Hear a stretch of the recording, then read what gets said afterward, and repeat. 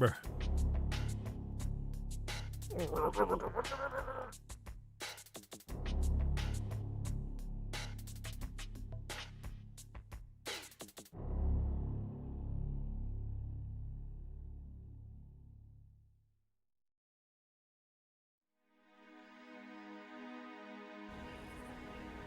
Boo!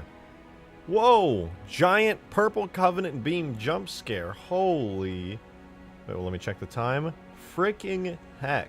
We don't swear around here this early into the stream, but what we do is we thank all the new members and the gifters. So shout out Drunk Frodo. Thank you very much for the gifted membership. Thank you, thank you, thank you. I appreciate that, and congrats to Bob for getting the membership. Welcome, welcome. Modded Gamer, also, good God, 27 months. 27 is insane, dude. Oh my God, that's ridiculous. Thank you for 27 months. Gah! It is 27 months. Wow, that's over 2 months. Or, well, that is technically true. It's over 2 months. It's over 2 years of your life. You've been participating in this stream, in this community. That is insanity. Absolute insanity. And there's Skaboodly in chat too. He said, oh, just the man I wanted to talk to. Me? Me? Freaking fricks, the stream's gonna be so gosh darn knee slapping, dippy doppy, boppy, bipping, jingle jangle, slamming, jamming. You're so right. You're absolutely right. Look, guys, it's a gigantic Covenant landing pad. Look at it. It's huge. That looks insane. I can like walk all the way up to it. It's enormous. Oh, what up, Swiss? So we got it. It's in. The big Covenant landing pad is here, with a nice purple light glowing over everything. But is it edible? There's only one way to find out. You go first. Oh, look at this. This is really nice, actually. I thought it was going to be looking pretty bad because I was worried the textures would be too low res, but actually, I think it's good. Great spot for those Covenant crates that make them noises. Oh, we need those. That's a requirement. We need the funny Covenant noises. Talca with the 2 months of membership. Thank you so much for re-upping. I appreciate that a lot. Thank you, thank you. He said big things happening in the mod community. I'm hyped. Well, for me, this is more or less the same. I don't know if anything else is happening, but if there are, that's pretty cool. But check this out, dudes. In case some of you missed it, we got the Seraph. We got the Seraph yesterday, okay? So for those of you who have not seen this, I love this thing. Now, obviously all I had to do really was port it, but I went a little bit above and beyond with some of the effects, and I'd like to spend some time today taking it even further because I really like this, and I'm gonna be honest, I feel like it really is. Everybody was right and I was wrong, okay? This is a straight up upgrade over the old Seraph. I hate to say it, but look, dude, it's got landing gear. It has landing gear. The way that it just perfectly rests like that. Oh man. All right. Anyway, time to fly it.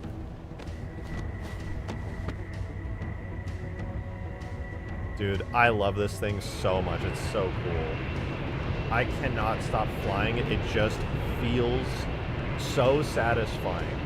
I keep trying to get work done off stream, but instead I just end up flying the Seraph because it feels really good to fly. Skaboodly, thanks for the $5, man. Appreciate that. Thank you, dude. But I don't do Seraph, I do Serwen. Serwen is huge grass releasing. I know myself. Now, I love this thing, to be honest, as I've said now multiple times. But that said, all right, this thing does need a little bit more work. Oh, but we don't even have time to talk about that. I got to show you guys some other cool stuff. Check this out. So I finally, with JS showing me how things are done, I finally got the lighting quite right on the Forerunner structures over here. They are now per pixel instead of per vertex. I was doing it completely wrong the whole time, so no longer do we have weird vertex-based crappy triangle lights in here. Look at that. Everything's red. You have a nice subtle glow coming in through the window over there in the direction of the sun. Very nice and pretty. You can see my gun is glowing red because of the big grav lift here. It's pretty darn cool. And this also applies to every Forerunner structure. Fun man, have you made progress on the wish video? Not since yesterday? The day before? I wanted to get some done today, but I'm going to be honest, my ADHD was flaring today. I was trying everything in my power to focus on anything I possibly could. And the only thing that I could do was stuff away from my computer today. Like, I was physically unable to focus here. So I just got, you know, made food, cleaned and stuff. I got some work on the mod done, I think. I don't really remember anymore. Like I said, my ADHD was kind of flaring today. It's really bad. Like, you see lights coming through the window appropriately. So the resolution of the light map in here looks much better. All the structures are going to get very high quality lighting, whereas the terrain is going to stick with definitely a lower quality of light, but one that I think still looks good. Most people I don't think will be too bothered by it, and worst case I can always up the light maps, you know, not the biggest deal in the world. What is this music? Oh, that's Taken King music. Weird that I don't recognize it. All right, let's do a little bit of this. Let's do a little bit of this. There we go. Base cam, fine.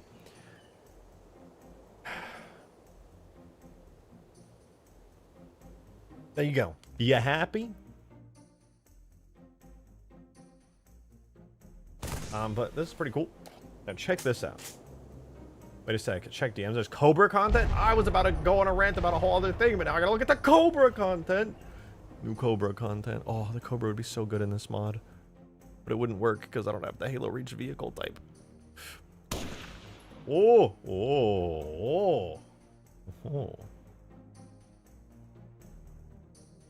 Guys, courtesy of the one and only Skaboodly Doodle, Cobra content is here. That battle rifle looks so good, by the way. Holy hell. Looks like the Halo Online battle rifle. God damn, this vehicle looks clean. Is it weird that it's smaller than I thought it would be? I feel like it's smaller than I expected. Like, it works. It definitely works, but I guess in my head, I always imagined it to be, like, really big. Maybe it's because Greens was really big. I feel like Greens was enormous when he ported it over from Halo Wars. But yeah, it looks so clean, dude. Oh. The metallic wear and tear. Gah. Can I make it slightly bigger? I don't think it's a bad thing that it's small at all. I think the size makes perfect sense, honestly. I'm just like, I think I'm just biased because when Green did his direct port, oh, even the undercarriage, that's, oh yeah. Whoa, yeah, that's so good. It's so good. Oh, wait, I gotta go back and watch that. Boopity Bop with the $5 tip. Thank you very much. I appreciate it. You said slightly smaller gray bar. It's still a large gray bar primarily. Okay, you can add a little bit of green. It's still a large gray bar. But thank you. I appreciate the tip very much. Thank you, thank you, thank you. Oh, the hatch closes down. I see it. Oh, I see. That's how you get in. I'm just done. Oh, man, you're going to do an interior for it? Oh, I do not envy you, but impressive nonetheless. Oh my god, wait, that suspension looks so good. Are you kidding me? Bro, the suspension goes crazy. The front suspension looks so dope. Oh man, that's so sick. It's just like so dynamic. It's such like an off-road vehicle. It looks so good. Dude, this is so clean. Are you serious?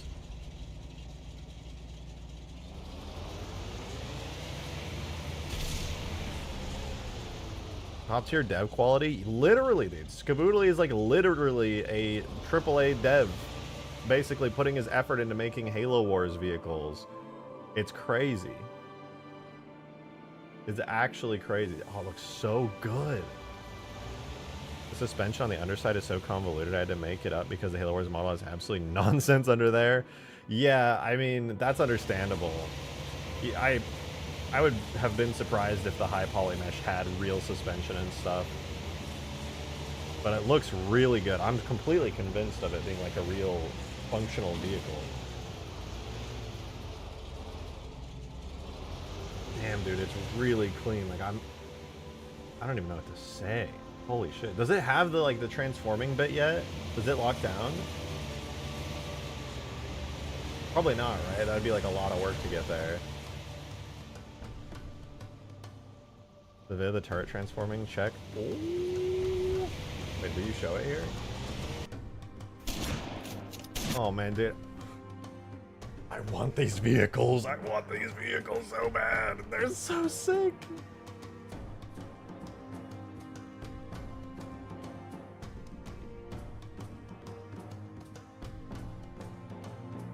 Okay, here's the siege. You said you got the siege turret animation working, but the animation applies to both the primary and secondary, or primary and siege cannons at the same time. And I have no way to activate the primary cannons while I'm... Okay, I'll have to watch it, I think, to understand what you're talking about. Using the Wolverine type in the vehicle tag? Nice. Oh, holy shit, that's so clean. So when you activate the Wolverine vehicle type, it... Wait, does that mean you have the function name for when the Wolverine type activates its transformation siege mode? So for those of you guys who don't understand what's happening here, in Halo Reach, if you open up the mod tools, there is a unique vehicle type that is literally right next to, like, Warthog is called, like, Human Jeep, Tank is called Human Tank, Banshee is called Alien Fighter, and there's all the vehicle types that you would expect for, like, ghosts and stuff. In Halo Reach exclusively, it's clearly cut content because nothing uses it, there is a vehicle type called Wolverine. And what it does is it basically acts like a Warthog vehicle type, but it has a special lockdown feature where the vehicle stops, it loses its momentum, it comes to sliding to a stop, the wheels disable, and all of, like, everything disables, and you can activate weapons and stuff with it. It is a, like, literal functioning Wolverine vehicle type.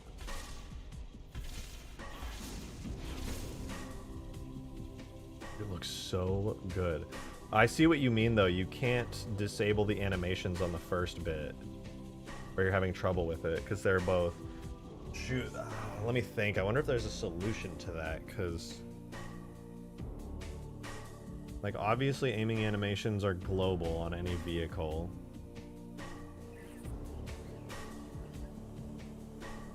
Damn, man, you working on that is, like, so high level. It makes the stuff that I'm doing over here, like, feel simple, cheerful, and easy in comparison. But that's so sick, dude. Let me think for a second, like, genuinely, if I were in your shoes and I had the Cobra and it had 2 different turrets that I wanted to be activated at separate times,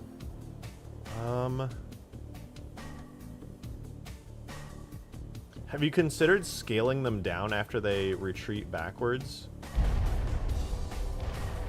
You could make, like, 2 types of the turret, theoretically, where, like, there's a dummy one that, like, doesn't actually have ties to the bone structure, and have it so the very frame that you lock down, the real turrets shrink to 0, and the fake turrets shrink all the way up, and they just, so it just kind of tilt locks immediately downward, and then the fake ones lock in, and then, like, in that one frame they shrink and swap out to the fake ones, if you know what I mean. And if they're shrunken down to a scale of, like, 0.001 or 0 or whatever, they can't actually do anything. Although I don't know if you can do scaling on an overlay animation, so I'm not sure. Depending on the mode, could use function to turn the aim animation, like, turns off with vehicle deploy. I gotta be real with you, I don't think you can disable... The only way I know of damaging or disabling a weapon is through damage states, and I don't think you can resurrect a weapon after it's been destroyed. Every vehicle I can think of in Halo has just weapons that you can fire at different times.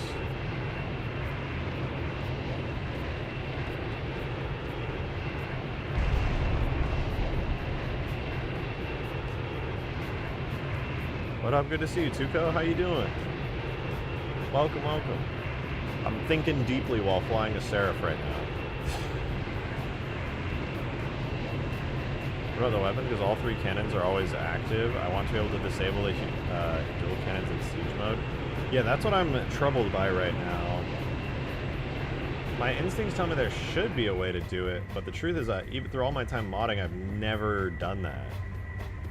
The animations look polished. Thanks. I spent, like, like 3+ hours yesterday working on this thing, getting it into 3, and making it look good. So I appreciate that. I'm really happy with how the port job came out. It looks pretty darn clean.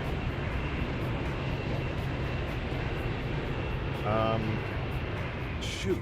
I don't know, to be honest, like, I want to be able to give you an answer and be like, sure, the easy way to do it is... What about Green's blister vac? Landing platform goes hard. I know, I love that thing. Yeah, that's a good point. Wait, the landing...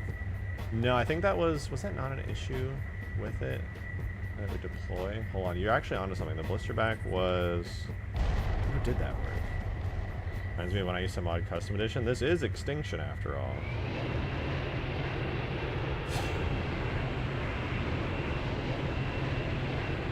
No, that's actually true. It's the...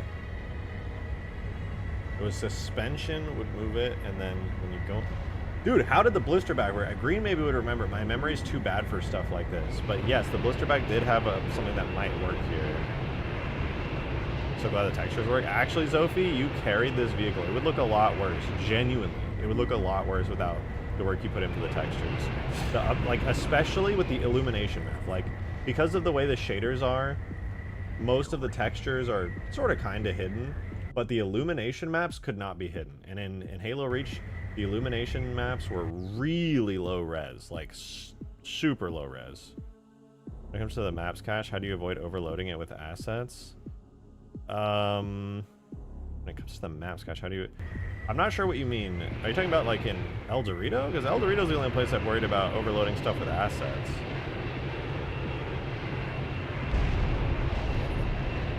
I just try to make sure that everything's relatively optimized. Like, I'm not putting in, like, 4K and 8K textures. And honestly, that's, like, the only real issue when it comes to optimizing. Like, just optimize your texture sizes. Just downscale stuff.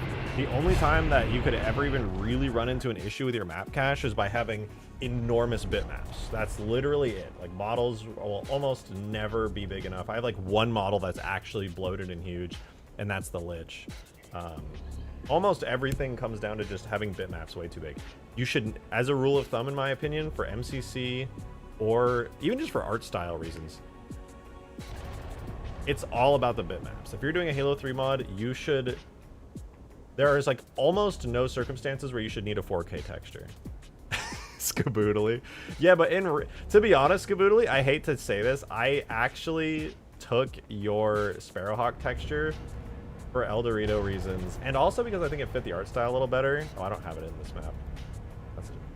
I actually downscaled your Sparrowhawk textures. I'm sorry, okay, but I did it. I downscaled the Sparrowhawk textures to, I think, 1K? I think it's 1K.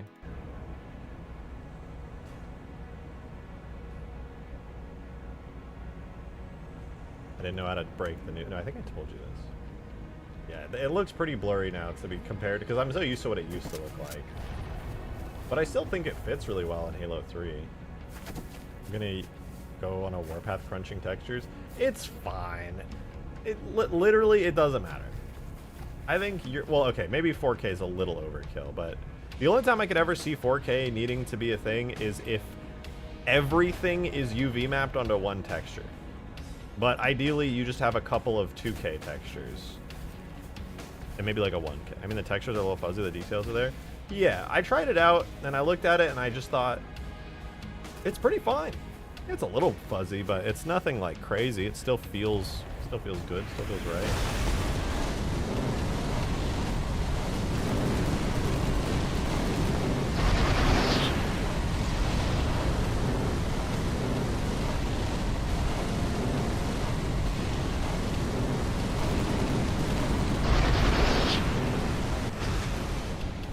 All the Halo 2 least bitmaps to 4K for fun, and then instantly regret it because of performance.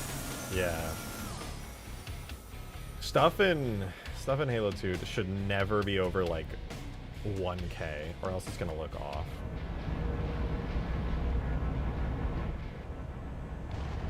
It's the same on Halo 4. I make bitmaps look good and then downscale them as low as I can without being able to really notice the difference. It helps. It actually does. I want to say you're the most dedicated modder in Halo history. I don't know about that. There's probably more dedicated modders out there who've been doing stuff longer, but I appreciate the sentiment regardless. Can I add that Halo 2 Scarab platform? Ah, I'm so glad you asked. First of all, I don't know about a specific Scarab platform that you're talking about. I don't know if there is one anywhere. Oh, I know what you're talking about, the Foreigner one. Okay, this is what I wanted to talk about earlier, all right? Relating to Scarab and to the Phantoms over here by the cool little grav lift, all right? So get this, I didn't know this was a thing, but somebody, who was it? It wasn't, Zophie, it wasn't you, was it? It was somebody else in the supporter chat. I was talking about it earlier. I gotta find out who it was, because I feel bad if I missed it. I was talking about the new structures in supporter chat all day today for all the other YouTube, to all the YouTube members and everyone. I've been talking and talking and talking about it, but where is it? Oh, I scrolled past it. Oh, it wasn't Ray, it was, you know, I'm gonna disable streamer. It was Tombo, that's who it was. Tombo showed me this, dude. This is Halo 2 on the High Charity mission, okay? These things right here, I don't know how familiar you guys are with this, but this purple, strange little structure here is a Phantom launch point. Phantoms sit here and they are, like, held here. So what I want to do is I want to take these and have these be, yeah, gravity dock stations. This is where Phantoms are, like, docked at and launched from. I have seen them in the cutscene for Halo 2. It's the, it's not the High Charity mission. It's the one where, like, everything gets floodified and they're leaving the Prophet of, I think, Mercy behind, and he's, or, no, Prophet of Truth, I think. Or, I mean, Regret. Whatever. You know what I'm talking about. They leave him behind, he's getting floodified, and all the Phantoms take off from these things. Grab the H2A version? What does the H2A version look like? I'm really curious. I do have Index open. What does it look like? Let's launch open Index and see H2A. If you go on that mission, the opposite end, there's still a Phantom sitting on one. Oh, that's pretty cool. Isn't that the mission Regret? Oh, that's what I said. I said Regret. Okay, I ended up on Regret. It took me a minute. He's got an H2A allergy. Well, it's a lot easier to make Halo 2 assets upscaled and look good in Halo 3 than it is to bring Halo 2 Anniversary assets into Halo 3. Halo 2 Anniversary looks closest to Halo Reach and Halo 4. Halo 2 and 3 share so many art style similarities that it's just way easier to take native Halo 2 stuff into Halo 3. Alright, we want Forerunner ship is the mission for it. Hunter made that Phantom flyable? What do you mean? Great progress you're making with your Cobra. Wow, Glitchy. Thank you. You know, I worked so hard on my Cobra. Wow. Skaboodly! He made it. Halo 4 is its own disgusting mess. I love that game, but the closer I look at the textures, the more I hate it. I wish I could love Halo 4. I don't want to be like a typical Bungie lover Halo 4 hater, because I genuinely mean it when I say, like, I want to love Halo 4. I just can't, because if I'm being honest with myself, there's just a bunch of stuff about it that's completely ass. Where is the map? Hello? I am looking for the map. Can anyone direct my attention to where the map is? This looks really cool, by the way. Holy shit, I love this giant High Charity skybox. I would use this for sure. If I was ever making a High Charity themed map for Halo 3, 100%, I would use this. It's so good, dude. Hey, H2A High Charity skybox goes stupid hard. This is awesome, man. This is actually awesome. This would be so cool to see in Halo 3. Okay, let me just full screen. I don't know why I'm in the full screen. Okay, I have loaded up the Forerunner ship map, okay? For the record. Oh wait, I think I found the map. I think that's it. Hold on, I think this is it over here. Is this it? There's something here, I'm not sure. I think this is the map. It's so tiny. Oh, it's the In Amber Clad. It's crashed into the side of the thing there. Okay, if that's where that is, then... Oh, man, I cannot move my mouse like more than a single pixel. Okay, there it is. I see the docks. I see the docks. We're so close. We're so close. Okay. What? Wait, what? The hell am I looking at? Is this H2A? Oh, it is H2A. Okay, I was worried there for a second. Yeah. We got the Reach Pelican. It's all crashed and stuff. You know, this actually does look pretty good for Halo 3. Like, I could see this actually working in Halo 3. These little docks. Yeah, man, they're actually good.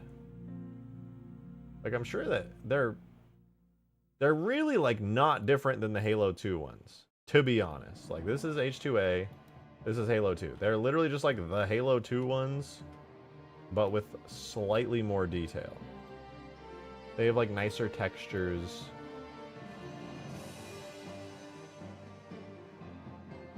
It's not a huge difference, if I'm being honest. I do like it, though. I like it a lot more than I thought. I think H2A Covenant architecture is better than I gave it credit for. The lights are different. They are. Okay, here is the truth. I don't know if H2A uses specular maps the way... Or why is there a Google Maps picture in the background? Is anyone else seeing what I'm seeing? I'm looking at Google Maps on the floor. Like, they probably used a Google Maps texture to, like, blend in to make it look like there's a city down there. I don't know what it looks like in game, but that's pretty funny. Yeah, they have like a tech noise texture of like a nighttime city with like colors and lights overlaid atop like a literal Earth city. That's pretty funny. Oh my god, I hate this.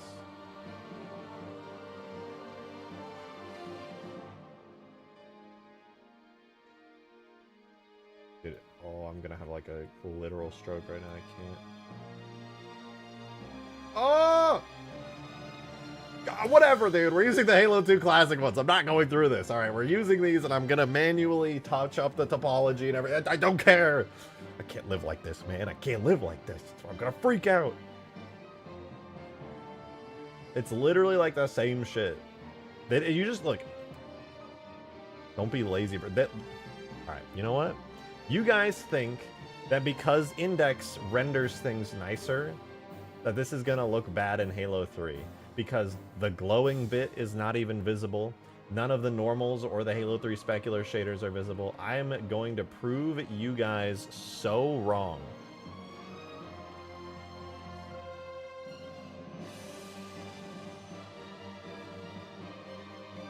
Dono? Did I miss a dono? Oh yeah, Gyarados boss. Thank you for the 3. Appreciate it. Also, good to see you. Hope you're doing well today. RJ comparing his 2004 work to his 2014 work. Dude, this is the dumbest bit. Doing a work in progress, and they're like, it looks unfinished. Yeah, they don't understand. Where am I putting those? I don't know. But I'm gonna use them. I'm gonna make some kind of Covenant platform station where you can launch some Phantoms and maybe even a Seraph. What I'm gonna at least do at the beginning is I'm gonna import it as a scenery object to see how it looks. I'm gonna make a little grav attachment for it. In the end, it'll probably be like an invisible grav attachment that I put on like actual physical map geometry, but I'm gonna take this and I'm gonna actually use it as like a real structure thing. Anyway, I'm going to, what is this, high 5. Nice. I'm gonna grab it from Halo 2. I'm gonna put it in. So stare at the cool little Covenant area for just a split second. I'm gonna go into Halo 2 and export the BSP directly from Halo 2 instead of grabbing it from Reclaimer, because it's always better to do it the proper way through the editing kit if you're gonna grab something. So tool. Tuco! Was that really your first super chat ever? Holy hell. Thank you for the $5. Appreciate the support. You're making it the H2A one, pal. Jesus. Calm down. You're scared. Listen, if it looks bad in Halo 3, I will consider doing the H2A one, which has like 50 materials and a bunch of textures that aren't even in the right rendered out texture format to work in Halo 3 that I'll have to manually fix up for all 15 different random ass materials on it. Or I could just do the Halo 2 one, which is already set up, and I can just drag and drop a bunch of stuff, and it'll look just fine because I'll do the same upscaling method that I used on all the other Halo 2 assets, such as, but not limited to, the Covenant gun tower. Oh no! Should have used the H2A version of the Covenant gun tower. It would have looked so much better. No, it looks fine, dude. It looks good. This is me when I put in effort porting Halo 2 stuff to Halo 3. Oh no. Is it the... Where is it, man? The Spectre? No, it's a Halo 2 asset. Should have used the Anniversary one, except it looks fine! Gyarados! Thank you for the 3. I appreciate it. You said watch RJ end up making custom landing pads instead. Yo, I'm not even kidding. I'm not even kidding. Actually, I might make custom landing pads. So, one cool thing about what I'm doing here, and by doing this the classic Halo 2 route, I should probably explain why, really fast, why I am doing it the classic Halo 2 route. I also want to do Halo 2 architecture. I don't have the confidence in myself yet to do Halo 3 style architecture. I still want to work with Halo 2 era, like poly count, textures, and everything, because it's easier for me to work with, and I can practice more with it. And get this, okay? If I'm good enough to make Halo 2 stuff, which I think I am, I've done a lot of Halo 2 textures and making my new Mombasa map and all kinds of other maps. I genuinely think I'm good enough to do Halo 2 stuff. It's a lot easier to work with, a lot more versatile general textures, right? So if I make a bunch of Halo 2 stuff, I can translate it into Halo 3 the same way that I translated these things into Halo 3. I can just be like, I'm gonna make Halo 2 stuff, and then I'm gonna go whoop, and then translate it the same way. Trust me, you gotta trust the process. I know you guys all think that you're way cooler and more handsome and get more bitches than me, but let me tell you, not today. Today I'm getting all the bitches, okay? And it's you. You're the bitches. I'm not really sure how that analogy worked out. Kinda didn't, but I don't care. We're gonna extract structured data. Tags, scenarios, solo, Forerunner ship. Okay. So it's high. Where's high 5? Bitch, what? It was high 5 on 0. Oh, it's on the... That's so weird. What in the world? It's in the other one. It's on high charity. New Mombasa, you finally finished that? No, I didn't. I didn't finish it, but the parts that I did finish were good. So, that counts for something.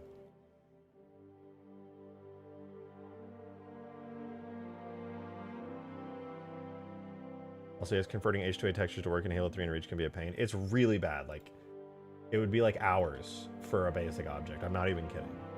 It's really rough. This is high_5.scenario struct. No, wait, I just have to do high 5. What am I saying? Boom.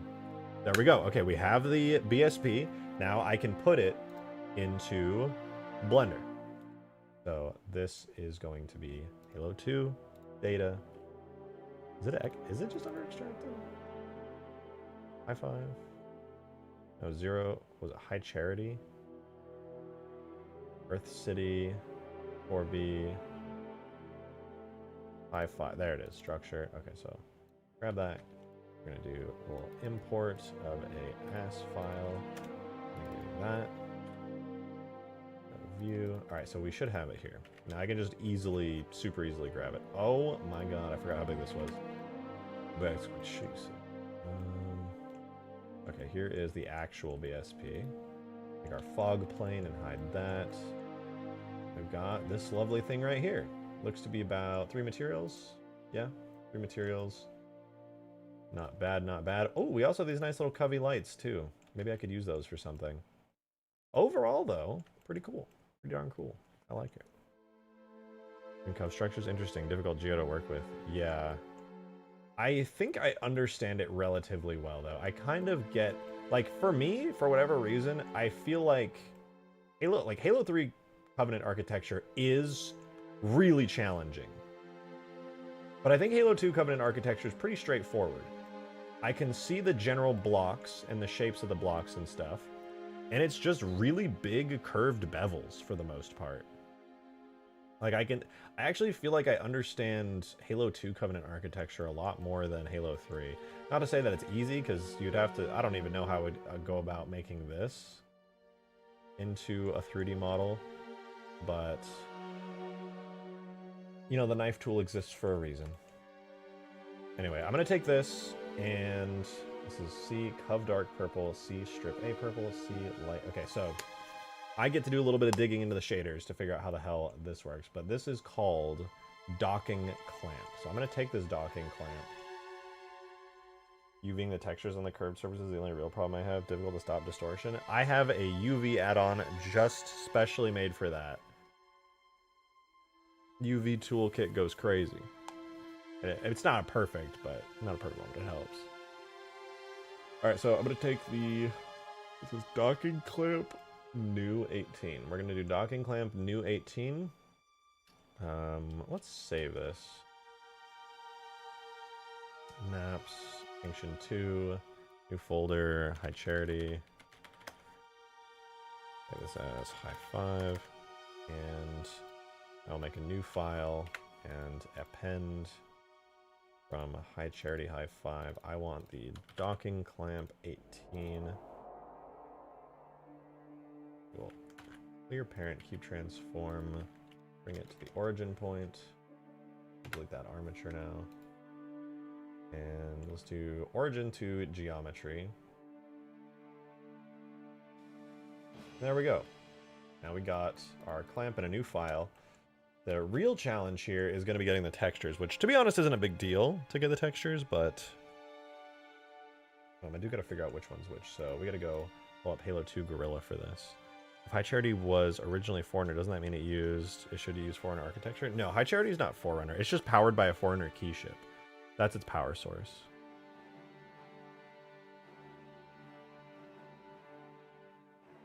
It's an entirely Covenant structure. Though Covenant technology is based on what they were able to reverse engineer from Forerunner stuff, if I understand correctly. At least partially. I see shaders. Where's my shaders folder? Is that under scenarios? Shaders? There it is. Okay. So shader collections. So C.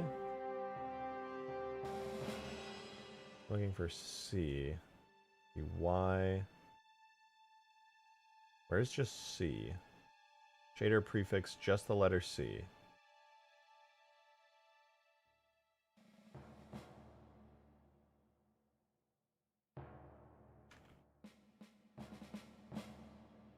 There it is. Scenarios, shaders, Covenant. Okay. Simple enough. Scenarios, shaders, Covenant. No, wait, that's under... Shaders. What?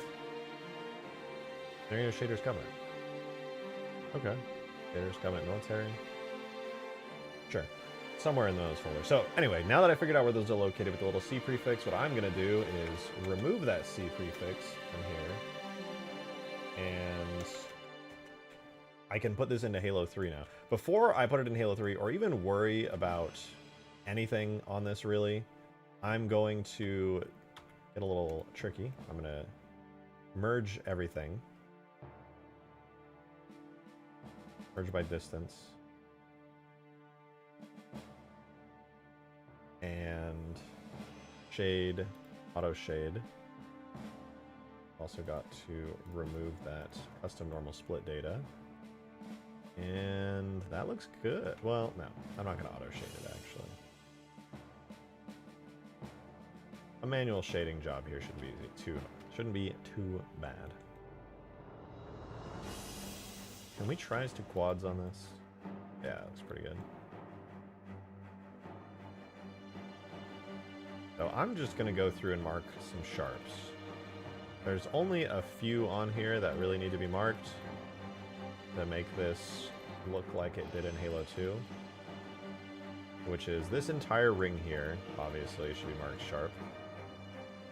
The inside bits here also should be marked sharp.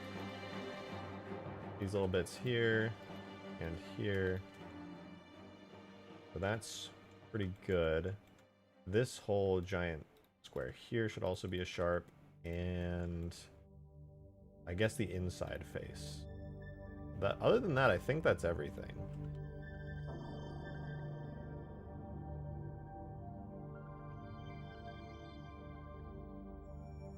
Yeah. Oh, no, this would also be sharpened inside here so the shading is nice and good.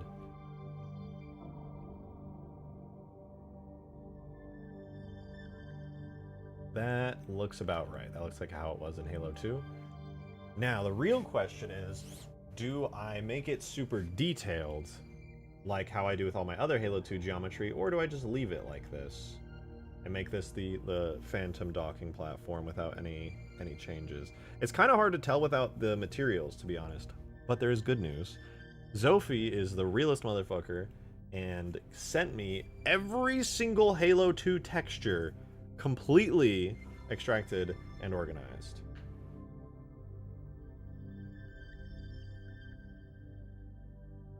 Put a weighted normal on it and keep sharps. Yes. A subdivision surface. Select all of my sharps and apply some of that lovely creasing. And then on a couple areas where it should probably retain its shape a little better, I'll apply a little bit of creasing there too.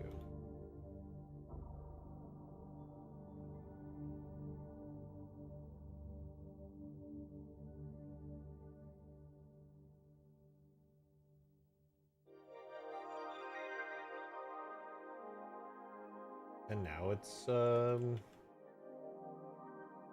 like super high res or something.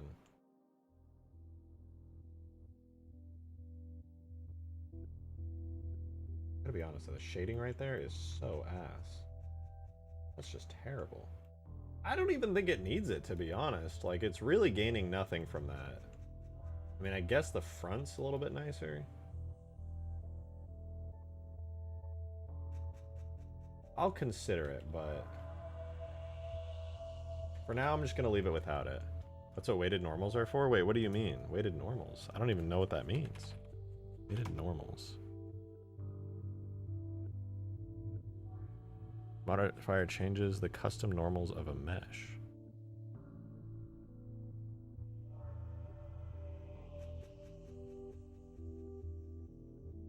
Whoa.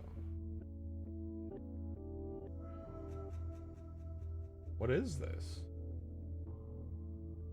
You sometimes fix shading issues like that?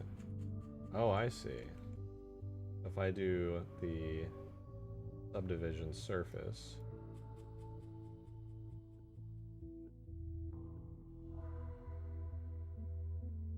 Interesting. That's really cool, actually. It's really changing like the normals in a way that I can't get with just shading, or it would take a long time. Keep sharps. Didn't quite fix it. What about face influence?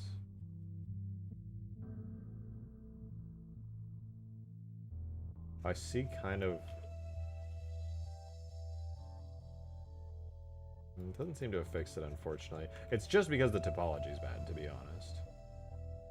The real solution in my eyes is to dissolve that. I mean, I don't know if I want to do it because I can't see the textures if I would screw up the UVs with it, but that pinching is caused by the long triangle. Weighted normals won't fix it. Yeah. It's something I would have to manually fix by having actually good topology. It's fine, though. It's totally fine. That's a really cool modifier, though. I'm definitely... Thank you for showing me that. I have never used anything like that, but it actually helped quite a lot. I could see that being extremely useful for a bunch of different stuff. Oh wait, this was also supposed to be sharped.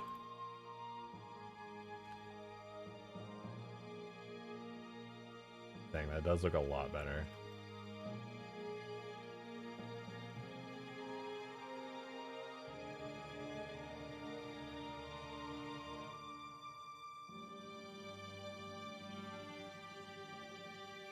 I won't worry about it for now, though. It's totally fine. I could dissolve them with correct attributes. Is that a thing?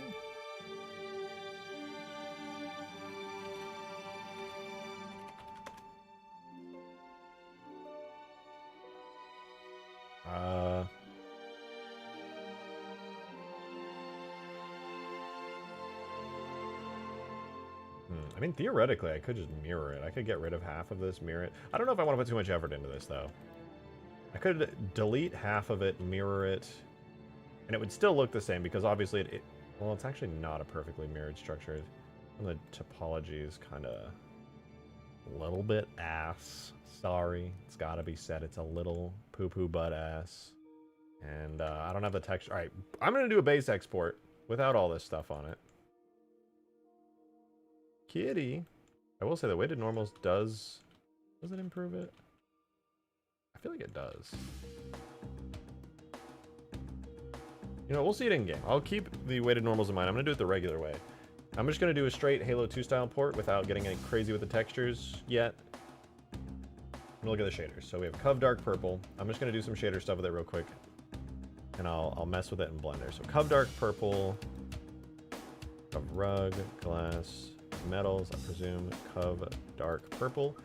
Alright, it is a base map called Cov Dark Purple, which is located Scenarios, Bitmaps, Covenant, Military Metals, Cov Dark Purple.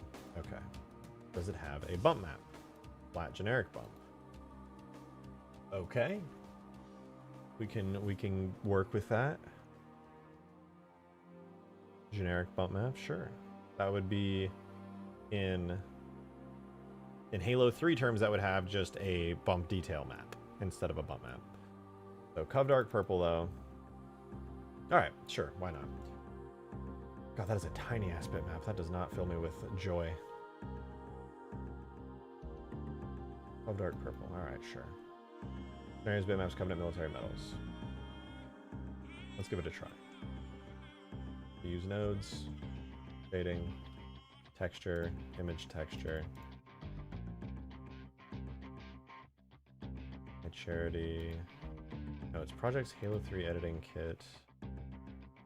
Actually, would it be Halo 2 editing kit? It would. That's where I put the textures archive. So, scenarios, bitmaps, Covenant Military, Metals, Cov Dark Purple. There's our Covenant texture. Assigning my main Z-bump to the detail normal map texture slot. Take that back. Actually, I haven't done that in a while. What does that even do? I don't recall it causing many major issues.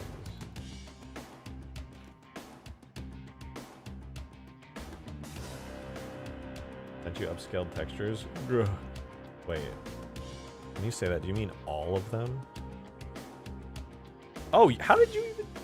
Whatever. You can read it on screen. You did your homework. Fuck yeah. Thank you, Sophie. I appreciate that. Fine as long as the uniform is one. Oh, right. I wasn't sure if it like rendered it in a slightly different way. Strip A purple. Alright, where is Strip A purple? And what does it do and or look like? Strip A purple. We got a Strip A purple and a Strip A bump, which is under the same folder. Strip A purple. Add in a little normal map vector.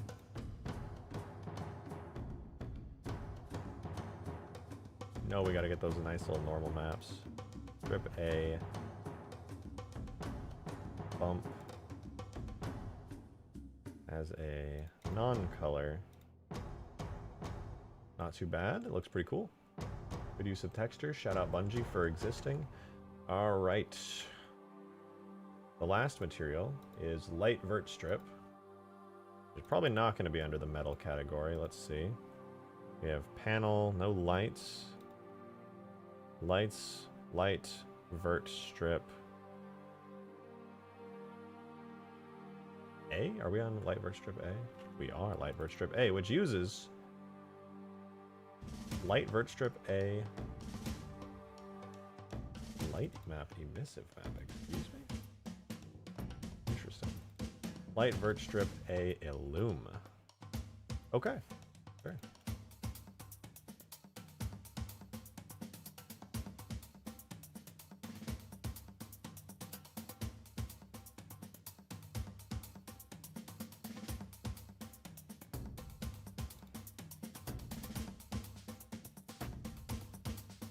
Alright, see that, but pretend that it's white instead. Or it's purple, I guess. I think it emits purple. And so there we go. That is sorta kinda what it's supposed to look like. Although I think that's a actual bump map and not a normal map. Oh well.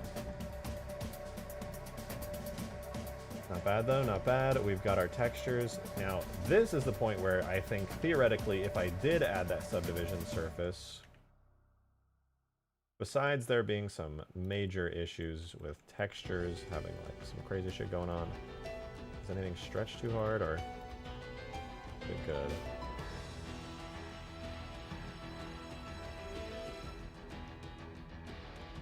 Honestly, it doesn't look like it's having major texture stretching issues anywhere.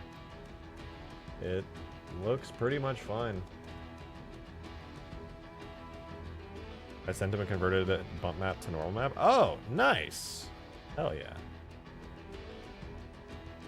Well, technically, whatever. The technicals don't matter. Urban, technically. No, this is pretty cool. I think what I'll do then is, I'll just make this very quickly into I'll make a physics model and a collision model. I'll throw it into the game, and I'll see if I can get the shaders looking good on it. And if I can get them looking good on it, then I'll feel confident enough to start taking some of like the high charity textures and things that already make up the entire high charity environment, and I'll feel comfortable enough to try making my own Covenant stuff out of it. But only if this actually ends up looking good in game. If I can make this look good in game, then we have a winner. Let me just double check that none of these shaders are messed up.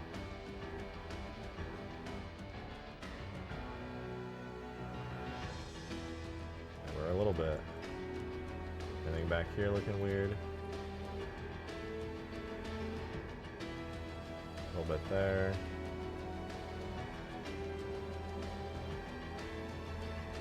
No major texture stretching where it counts. Oh wait, no, we got some texture stretching here.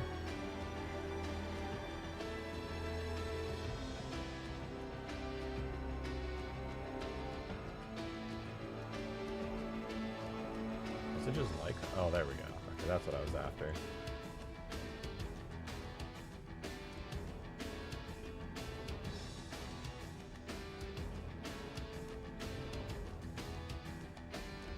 Not bad, not bad. Sophie's still sending me things.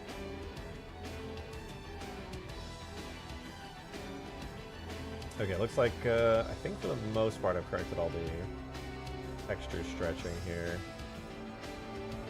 At least what can be corrected. Oh no, you know what? These two right here. This is what was causing the trouble. I think it was all of these. So if I turn this back on.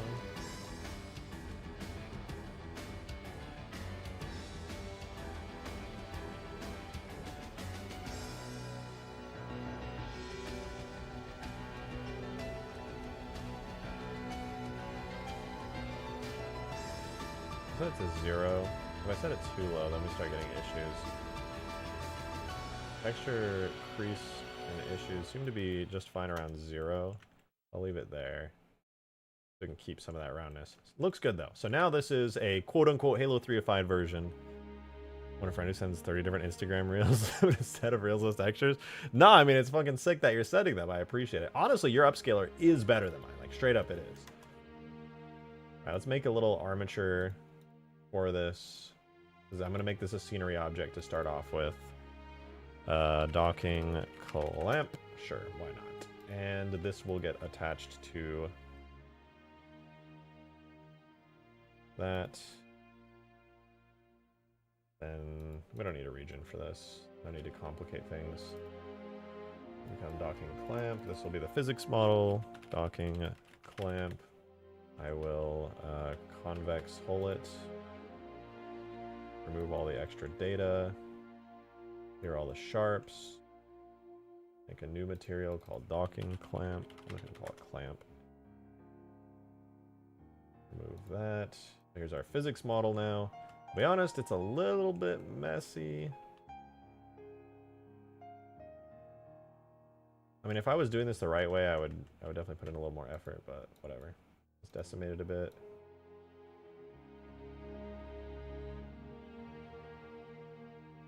Probably as much as I could get away with. Much cleaner though, much better. I will remove these from it, and then duplicate it for a collision model and call it a day. I'm not going to end up using this anything crazy. Now that looks good. Doesn't need any animations or anything. I can just throw this into the game. So I'm going to save this real quick. Maps, extinction 2, clamp,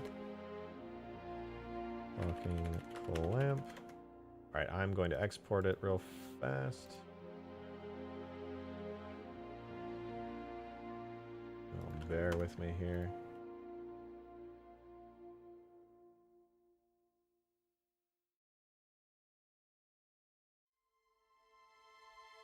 I heard a kitty meowing. Extinction 2, so we have the lift, which I am actually using as an object in the map for these. Is the only extinction exclusive object right here. Hey, yo, Clouds Wolf! I don't... Oh, it took a minute. I saw you become a member on stream notifications instead of in the chat for once. That's crazy. Thank you so much for the 14 months. Hell yeah. Thank you, thank you, thank you.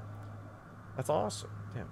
You said, I think I missed my 12 month. Anyway, I'm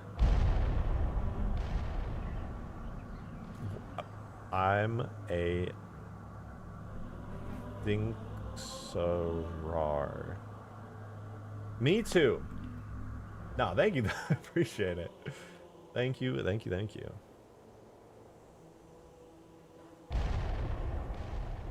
Wait, there's a Discord server, I believe Withcrawl has some stuff on his Twitter. We tend to just send videos. Wait, what?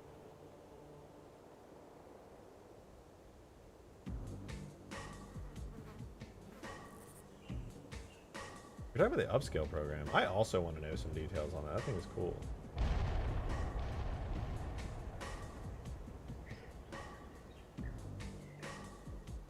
That said, I don't know where I was going with that. I need to take these textures and put them in the video game. But first, I'm going to make some shaders for it so I can actually just get this in, and then we can load all the awesome HD upscaled shaders that you made into it as well. So first things first, this object uses illumination, and it also uses purple covenant shell. This purple covenant shell is what I want to use. This like landing pad. This is a modified version of the ODST landing pad. The one in ODST vanilla was like super purple. Mine is a more bluish purple, so I'm gonna use that as the shader that I want. So I believe that is Covenant Gravlift main. I'm gonna take that. I'm also gonna take the main Illum because there's an illumination texture. And what else? Is there a metal on here? Like a proper, or is it like a purple metal? That's fine, we'll find out. But yeah, that is the thing. So I'll take those shaders. We're gonna go to tags, objects,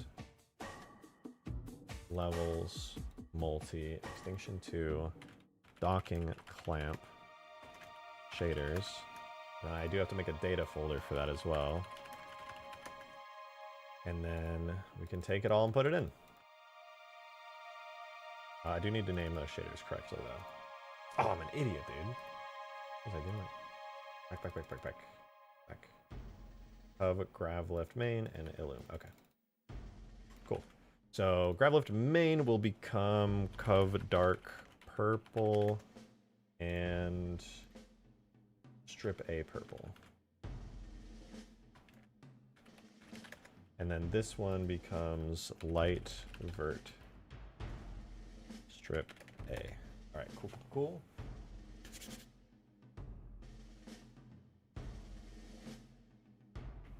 I guess I need the link to a shotgun. I would love to see it.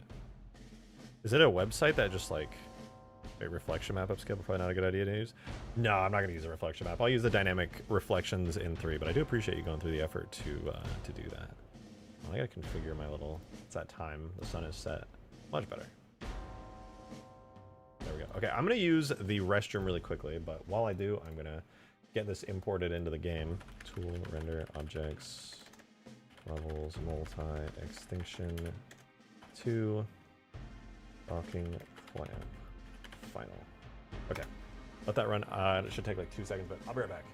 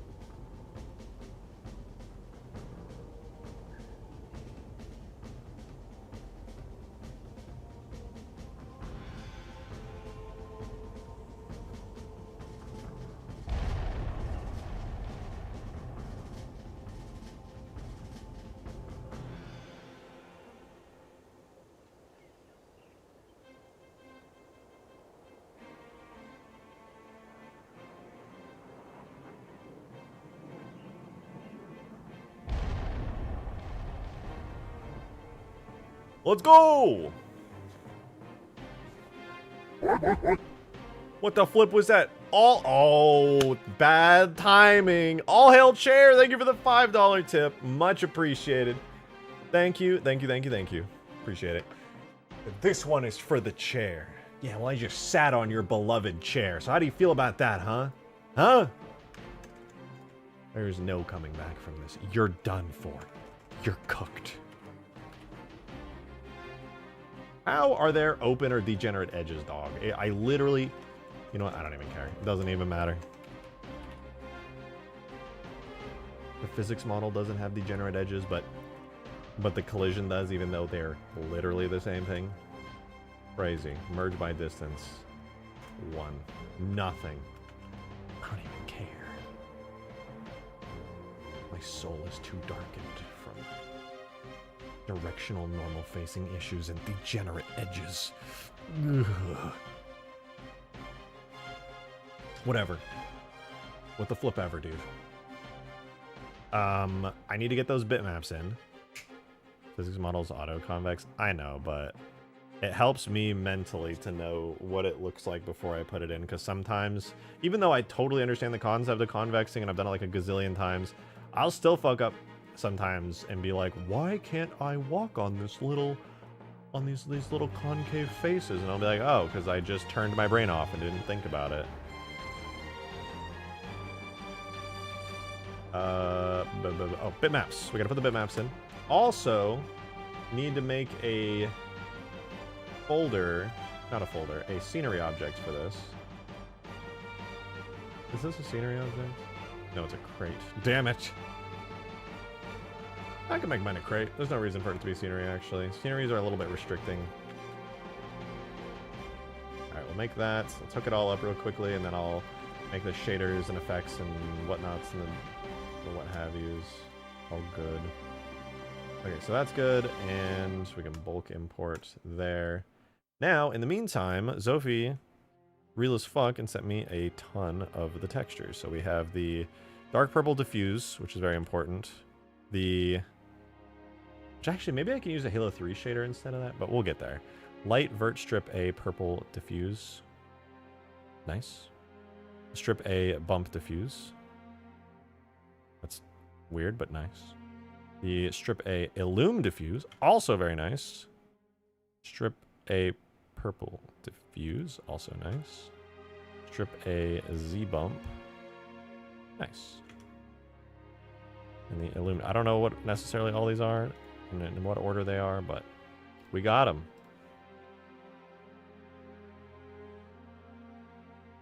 Like George W. said.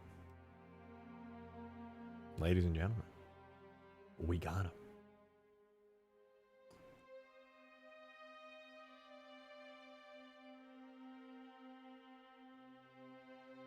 All right, here's strip A bump diffuse. So bump map, and this is strip A Z bump. There's the purple diffuse for the strip. There's the purple diffuse for the purple. This is the extra colorful one there. And that's the gradient that could be expected. Okay, perfect. So actually what? 4 megabytes? Dude, I'm scared.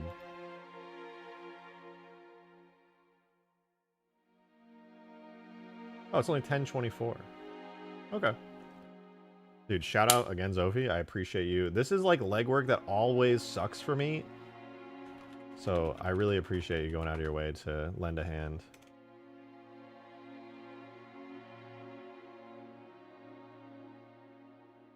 I couldn't stop watching your Minecraft series. I'm glad you liked it.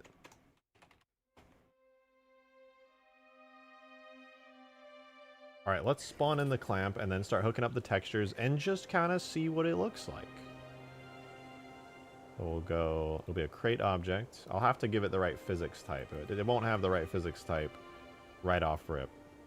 It'll like fall into the ground and stuff. But levels, multi, extinction 2, got our docking clamp. This will really be a genuine test of, is this gonna look good and is it gonna be worth it? Why is it completely invisible?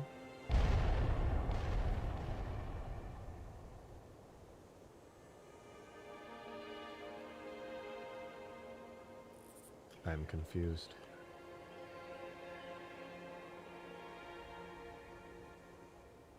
Strip A purple.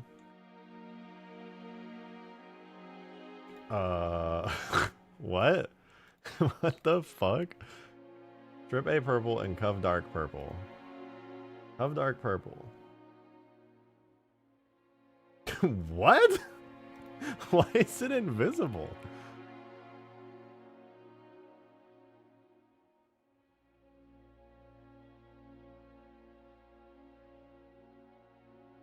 Is it a region problem? It very well might be.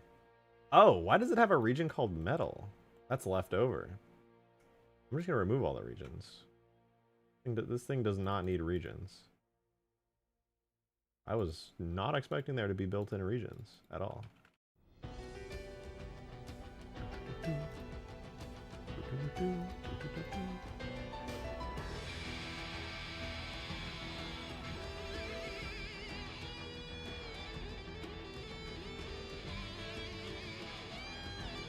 Let's set you to fixed, and then bulk import. Heretic Halo 2 Phantom landing pads. They're not Heretic landing pads, for the record. Okay, there we go. Now we've got our cursed metals and materials and stuff. Now let's actually hook up the bitmaps, because they are, as it turns out, all important. So this is objects, levels, multi, extinction 2, docking clamp, shaders. We got our Cove dark purple. So first things first. Here we go again. Objects, levels. This is the last time I'm copying and pasting this. We are not navigating through this foliage for like the 50th time. I swear I'm gonna lose it. All right. So it's Cove dark purple diffuse, and we don't actually have a bump map. It's just detail. So we'll do the worn metal scratch detail bump for now. And for the light vert strip, we do have a. We actually don't have a base map. I lied. It is not an alpha blend. It's opaque, and it uses the light. Actually, which one is it? Strip A.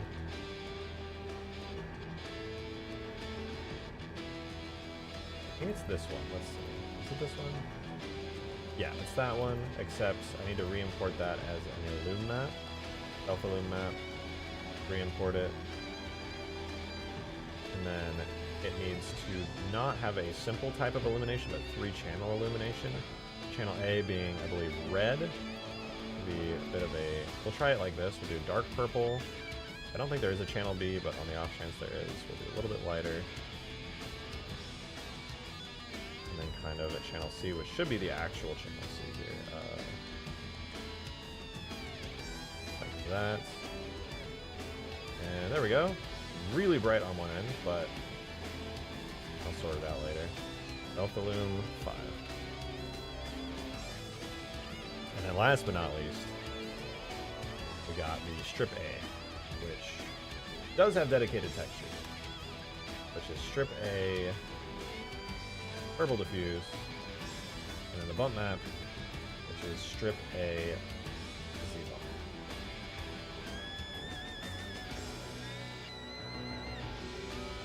Let's see how I feel about this. Alright, and fix the physics model, please, and thank you.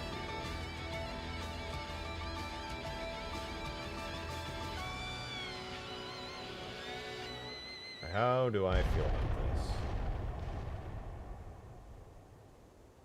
Oh, light invert strip is not set up completely correctly.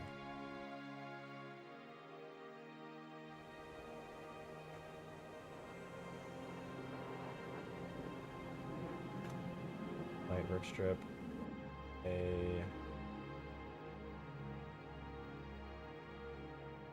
Is this? It's not that. It's almost. Strip A. Which? Okay, I'm sorry. Give me a sec. There was one here that is exactly what I'm looking for, and I can't remember which one it is. I guess I can just do light vert strip A. Missive purple. Whatever. That works.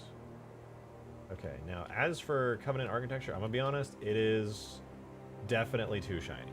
It is definitely too shiny. From the top, I think it's pretty good. As for everything else here, I mean, it's 100% way too shiny.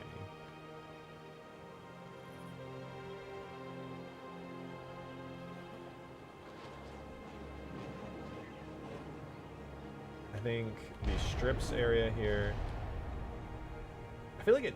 Oh, you know what? It's too shiny because the specular mask is very, very much... Like, the top is fun because the specular mask is pretty subdued. But on the bottom, it's just a lot. It's using this, which has a very light white specular map. Whereas, let me double check to be sure that I'm looking at this right. On the strip A purple... should be, I would presume, a much darker specular map. Yeah, generally a much darker specular map. So it just comes down to this generic Covenant texture from Halo 2 being, honestly, a little bit much. What I want to do is see if there's a bitmap built into Halo 3 that's also a generic Covenant bitmap, much like the one from Halo 2, but perhaps it'll work a little bit nicer than this one. So this could be, if I was going to be a Covenant bitmap, I would be under levels, solo, shadow bitmaps. What does shadow cov floor look like? What are you? Do you have... No, you're a panel. We can't use that. It needs to be tileable. Ramp edge, ramp tile. No, that's all too specific. Let's do Blood Void, bitmaps, Cov, Chard, Cruiser pieces, Flood ship, Cov crate, glass. So it's not going to be under there. Let's do High Charity bitmaps, metals, Cov, metal strips, Cov purple. Maybe? Oh? Halo 3 Cov purple?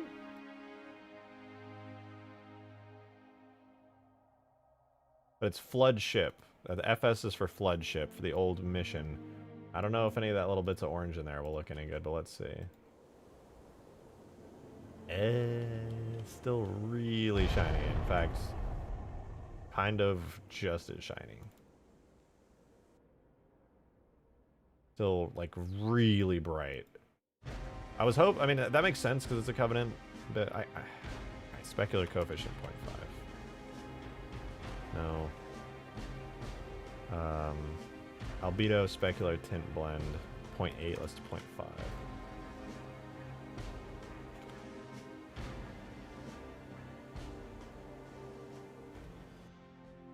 Is it the environmental roughness scale that I'm looking at from 0.1? Maybe like that? That's a little nicer. A little more, a little less overwhelming. The environmental map is not like freaking everything out.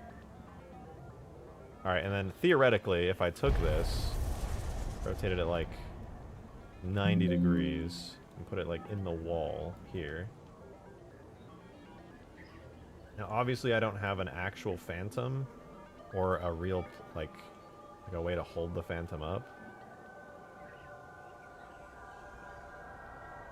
So you're pretty much environmental specular contribution shouldn't be over 1.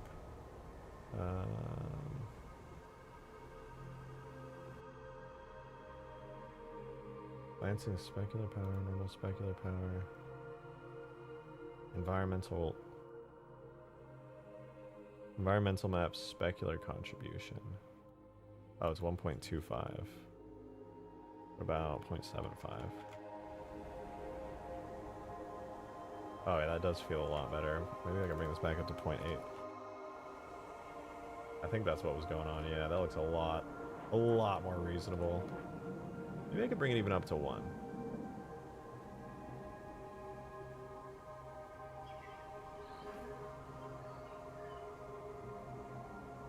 Is that the UV?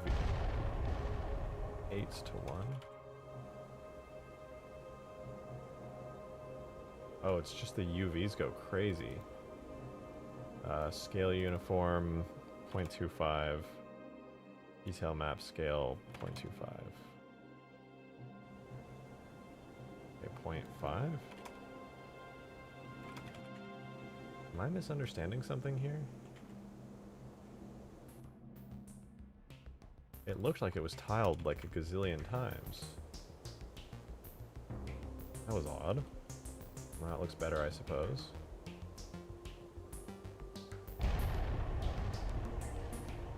Okay, whatever. I'm not gonna think too deeply on that. Anyway, right, moving on. What happens if I put a phantom up here?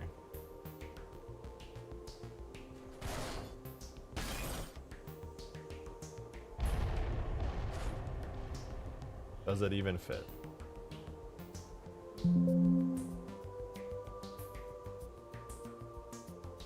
I put a phantom there. I refresh that. Grab the crate here. Refresh that. Does it actually like look like it would hold it? And could I actually have a phantom on here? Yeah, no, that would totally hold a phantom.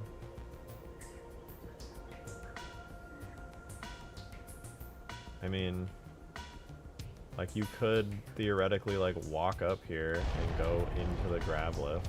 Did you jump into the grav lift from here? Probably not, right? I feel like that'd be asking a bit much. Oh no, it's way too high anyway. I feel like if you positioned it right and I had like a grav lift type object that actually like held the phantom in place, you like theoretically could use it. I'm gonna try that, dude. I'm gonna try it. Actually, I just pressed every button. Okay. Dude, I'm gonna do this. Genuinely, I'm gonna try it. I'm gonna make a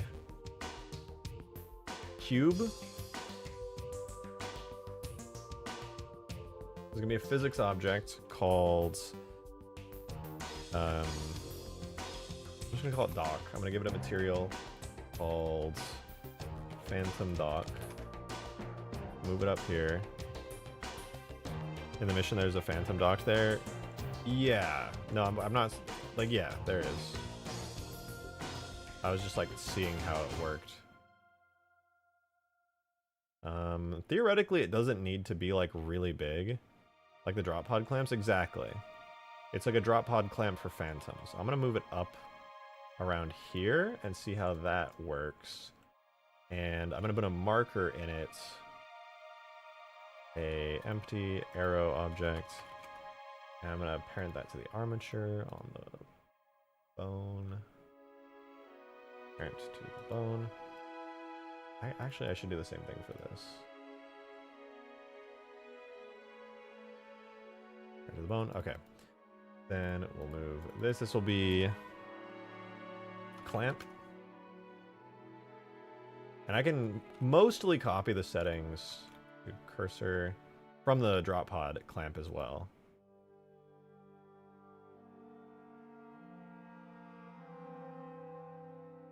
Cursor to selected, selected to cursor. There we go. So now we've got our forward-facing clamp and everything. So this will essentially be able to magnetize vehicles to it.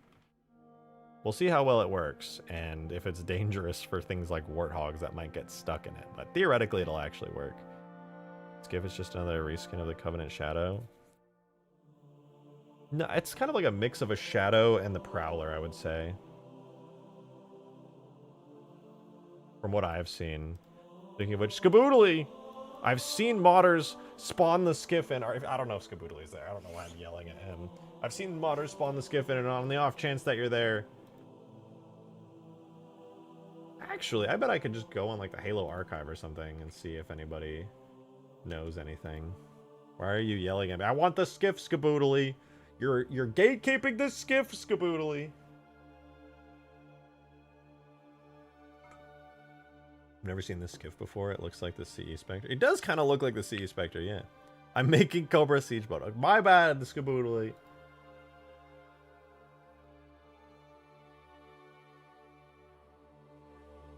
Alright, physics model time. Let's see what we got here.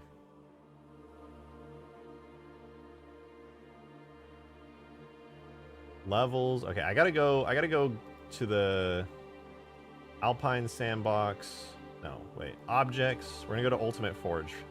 In the files for Ultimate Forge. I'm pretty sure that's where I put the drop pod clamp. I think I just called it pod clamp. ODST pod clamp.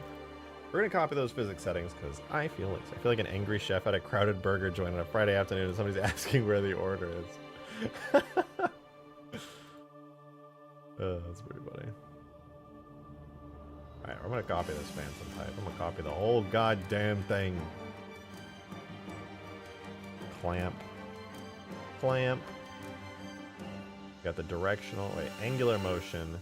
Aligns the object with the marker. Yeah, we could do like 4. 4.5 and 4.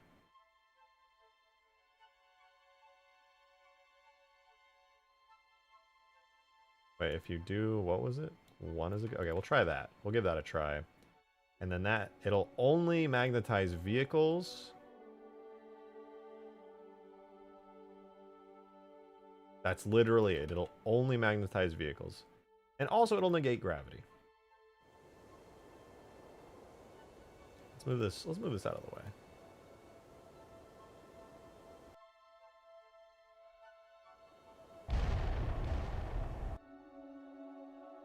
Okay, it's looking nice. It's in the sun. It's very pretty. We all love it.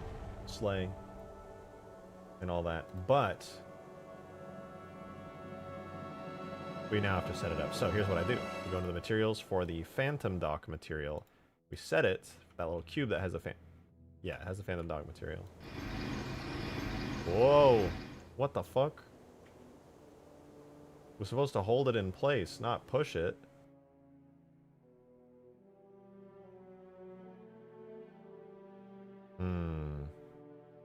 My people need me, literally. I was not supposed to do that. Like, clearly it's working, but not at all how it was supposed to. I guess before it was... You know what I need? I need the weapon holder. I don't need the drop pod clamp. I need the weapon holder. Because it's like, it's pushing it. Wait, center. That's what I need. Center. Motion towards marker position.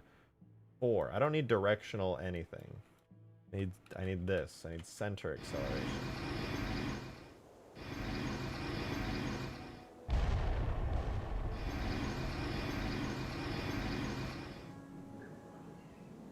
Uh-huh. That's... I mean, sure, okay.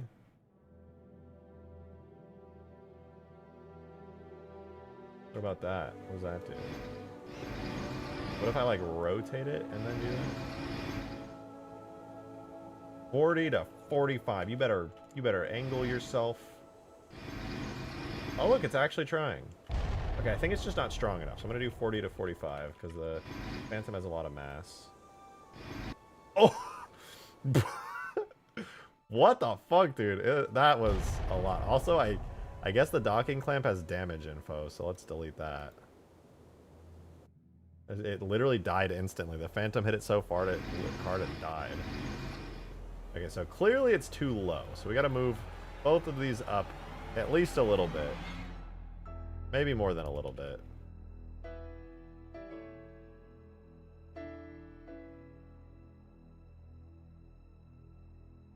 And then we'll run that physics model again. Did it? Did it not save? I'm confused. What? Oh. Oh yeah, that should be Phantom Dock, uses Phantom blah blah blah. Okay, so the problem was never that it was... It's... Alright, we're looking at the... We're gonna look at the weapon holder. I have no idea what the fuck is going on. But the weapon holder seems to be the only thing that will actually work here. The problem is... I have no idea where that's located in the files. So we're gonna have to go into... I think Valhalla has it. I remember Valhalla having it. So we're gonna go there. That's levels multi river world. Objects gear. No, you know what? You're right. That's exactly where it would be. Because it's used in campaign 2. The Fellant Pattern Revenant could go hard in this mod. Zophie, I don't know what the fuck a Fellant Pattern Revenant is. Is that the CE one? A JS's dope ass CE one? Objects, gear, covenant, military.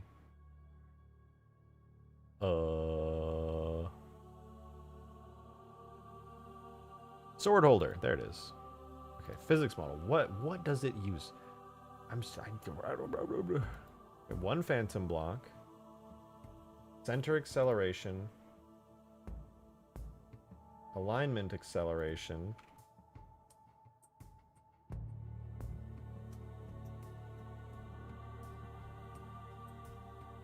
There's a sphere. Oh, maybe it's because it's like a cube and not a sphere.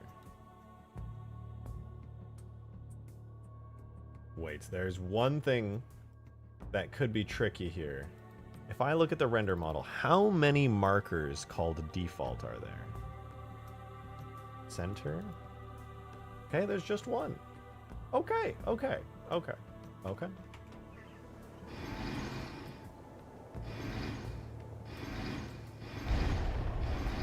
I think, yeah, the issue is that it's a cube and not a sphere. So, delete all the vertices, add in a...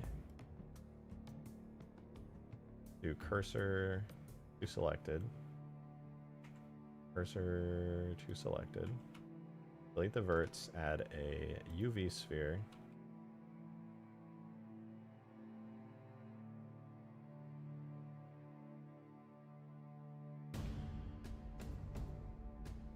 UV sphere 816 does not need to be complicated like that. Now, theoretically that should hold. I should hold it in place. Like I can't imagine that would have trouble holding it. Like I feel like the shape of it's not even necessarily important, right? Like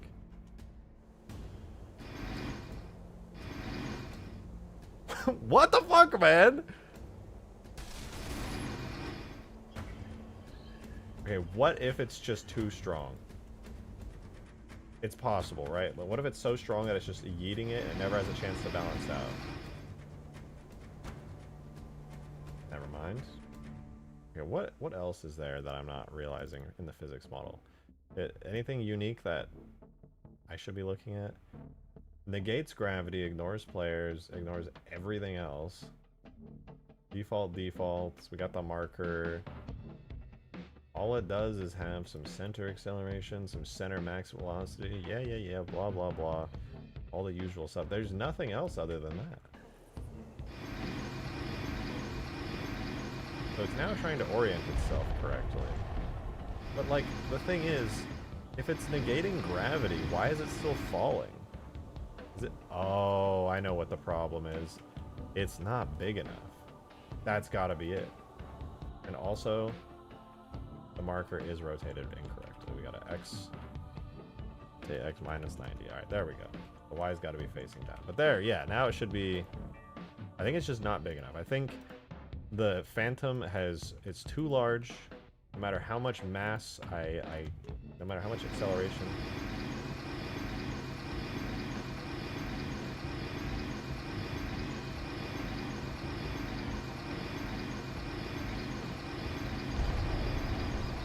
Okay. The Phantom... Oh, I didn't re-import the render model. That's why.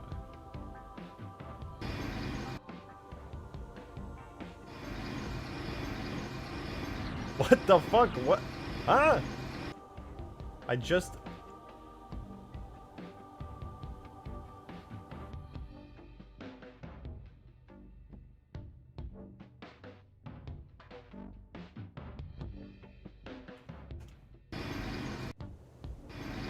There we go.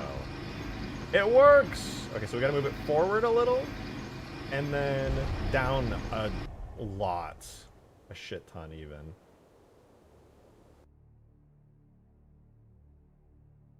Now let's see if I can shrink that just a touch, because that could be a problem.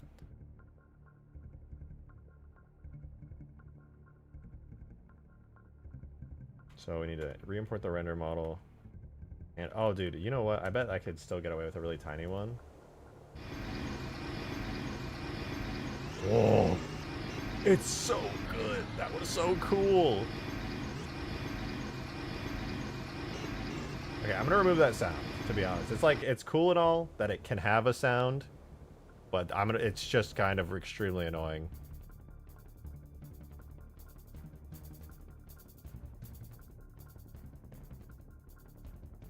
Where is it? Attachments on Phantom Power. Suck my nuts. I don't care.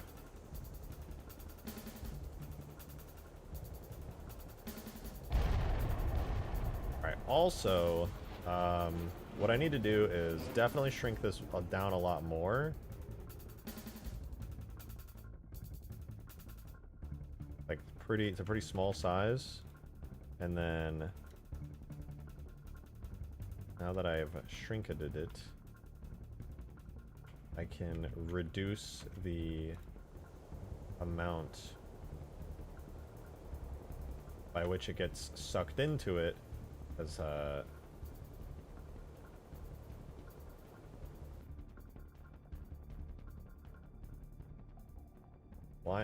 acceleration of 90s. Cut that in half, and I don't know. Let's see. Can the Phantom escape from it? Can I fly the Phantom out of it, or does it feel like I'm like fighting to get out of the grav lift? Okay, it really felt like I was fighting there. So I'm gonna change these to at least half. Do I park the Phantom right here? And I get out.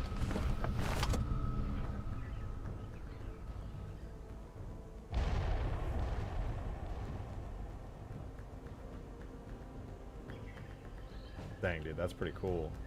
Can I jump into it from here? I could if I lowered it. I'm pretty sure if I lowered it. By the way, this is really cool. I know this is like a little thing, but for me, this is really cool. Okay, I think it's perfectly centered. It just needs to be lower.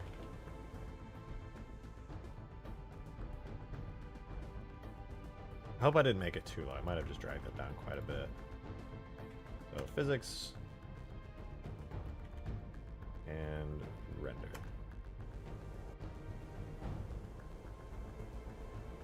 Okay, that is too low.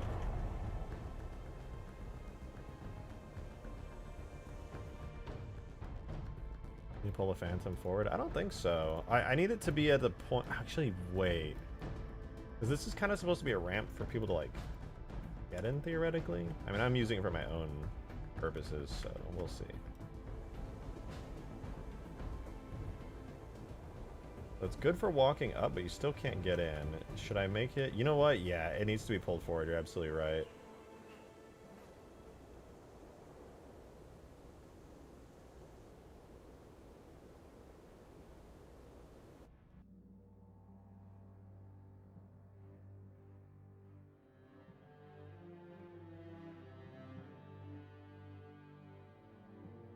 Put a beam on it?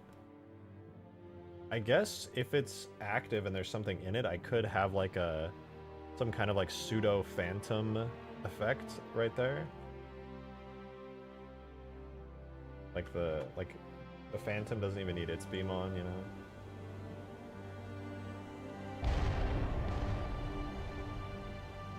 Okay, that's pretty slick. I mean, the issue here is that like this is where it ends. But yeah, I could have another... You know what? Yeah, that's what I'll do. I think what I'll do, right? Hear me out. Obviously, I can do a better physics model on this. Docking ramp in the back is bugged, I think. I mean, I'm just floating on it because I have a bad physics model. But like, imagine I do a good physics model, right? Like, this has actually good physics. Try the Pelican. I think if I did this with a Pelican, it would like clip into it and it would like start freaking out. I'll try it in a minute, but okay, here's what I'll do then. Here's what I'll do. I'll make a better physics model really quickly for it. Using the clamp material. Whoa! Demon! Thank you so much for the 27 months of Forerunner tier. That is ridiculous. I feel like at this point I don't even need to say how ridiculous it is because it is ridiculous. But thank you. Good God, that's amazing. He said, hey, did you know there's a season 3 to that slime anime? Some surprisingly good fights in the anime in general. Also, I get 225 characters, so I'm just going to fill it with random nonsense until I use all of them because ha ha ha ha 2225. That is a pretty long message, I'm going to be honest. At 27 months, that's deserved. But yes, I actually read the manga of that said slime anime, so Herb, I did the freaking know, okay? I did know. I did know. And it's really good. I haven't watched the animation of it yet, though. I would very much like to. Would be pretty cool.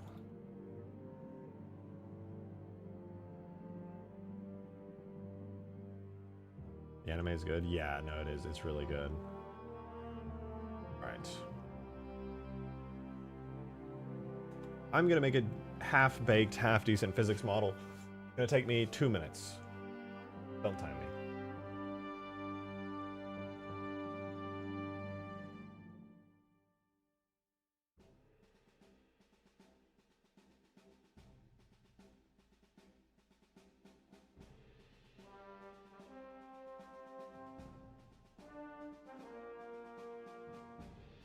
Alright, here we have this thingy. We're going to remove all of the modifiers. Maybe just subdivision. Then, I'm going to remove all of the creases, clear all of the sharps, and hide everything else. Now, in order for this to be an actually useful physics model, I need to put at least the minimum amount of effort required, which means I'm going to take this entire section here to here, all the way maybe to around here, turn that into a completely separate physics object.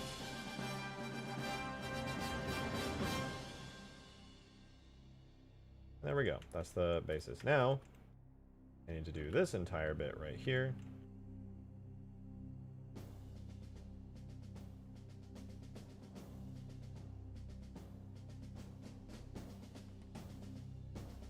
Add a separate physics object and convex hull it. Do the same thing over here. Convex hull it. Then this middle bit.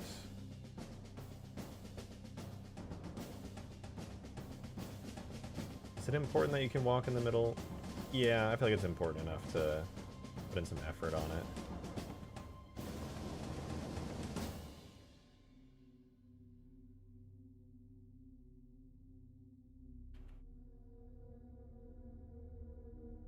That's good. Then this can all be one big chunk here.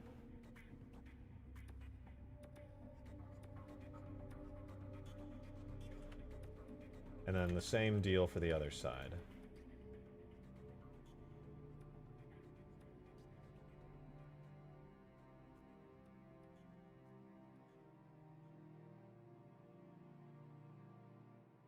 Is that like that, right?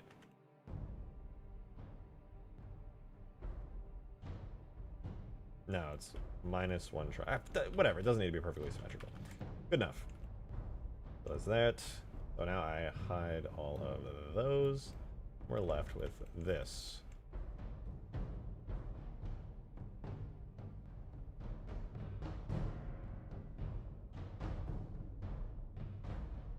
Delete those. Can I make everything else here a physics object?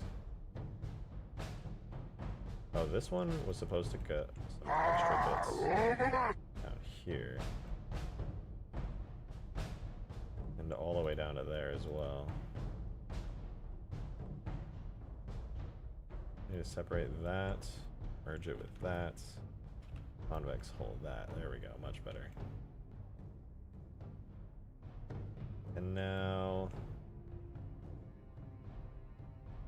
I can take this, make that separate, convex hole it. And then last but not least, this giant piece should be, yep, totally viable convex hold object. There we go. Really detailed physics model. Even though I might not ever even use this, that's totally fine. Okay, so that's good. Now get rid of that crappy collision model. Take all of these. You know what? I can use the render model as a collision model. Duplicate the render model. Give it a collision symbol. Sorry, I'll read that in a second. I apologize. I am just, as you can see, very deep into this. Sharps. Then I need to link those materials.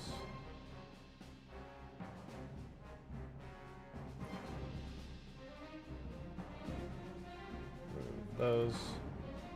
Like that. Okay, now it's ready to go. That took a minute, but it's good. Demon, thanks for the 5, man. Appreciate that. Thank you much for the support. Drake, now they're bashing the slime show because, ew, politics. What? Do you mean because it's a show that has politics? I love dramatic politics in shows. I think it's awesome. I think it's like the best shit ever. If somebody's like, ew, you like a show that has like politics in its world? Is that why? Why would anybody ever dislike that? That's so good. That's like half of every good show ever is like political stuff in it. Oh, look at that. That physics. Oh.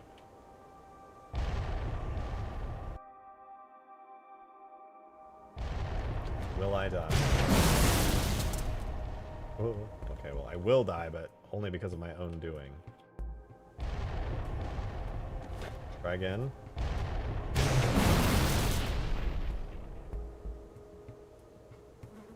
Not bad. Is the positioning good? Not really. I can't really jump in. I feel like if I lowered it anymore, I would bump my head. So maybe I should put, like, right here, a little, like, fake grav lift. That would be a pretty good place to have, like, a fake grav lift that kind of pushes you up into the Phantom. And this would be, like... It would be so cool. This would be, like, the only way to get into a Phantom vehicle on this map. Like, it's just that cool to me. I could not see any other way of getting into a Phantom. This is just cool as hell. Game of Thrones would be their nightmare fuel. Literally, that's what I'm saying. Like, so many shows are just, like, awesome, really good politics. That's all of Game of Thrones, for the most part.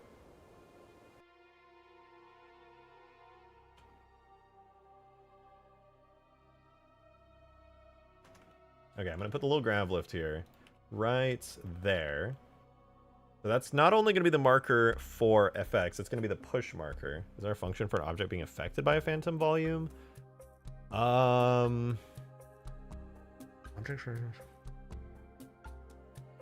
If there is one, I'm not aware of it. I know that there's like obviously there's a function for when a phantom volume is activated, or an object has a phantom volume on it being activated, the phantom on. I don't know. If there is, I would wager it's hidden, because I've never seen that.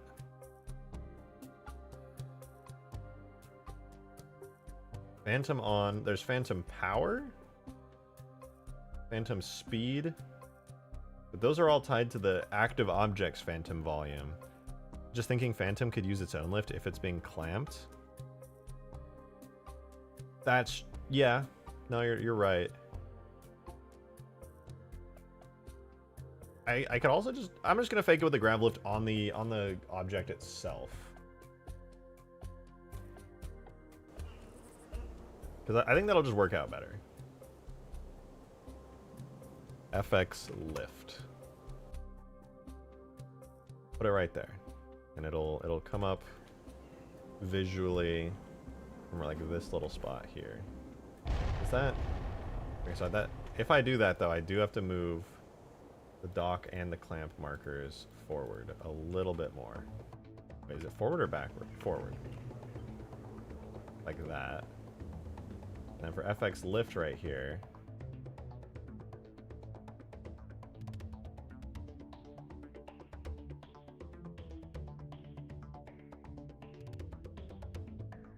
I'd probably lower it a little, and then I do need to make a duplicate of this, but a cube.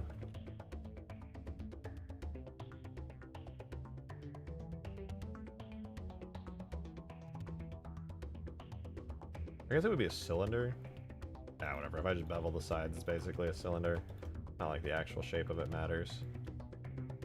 Oh, real Green Knight! Real Green Knight moment. Certified. This is a certified Green Knight moment. Like that would be good. You just kind of walk into it. If I go up a bit. This will only affect players, so it should be fine.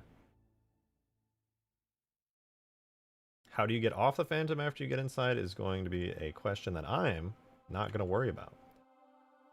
But yeah, this will have a new material called Phantom Lift. Remove that Phantom Dock material from it. Save that. This will be Lift. Looks good. Let's put it in. Face. When Phantom's rear ramp doesn't work. When the Phantom rear ramp doesn't lift. Alright. So now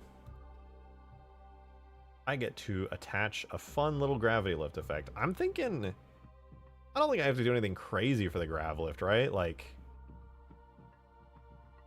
I could probably, like, I feel like the Covenant gun tower, not the gun tower, like the, what if I just did a legit tiny little baby gravity lift effect? I bet that would be more than enough.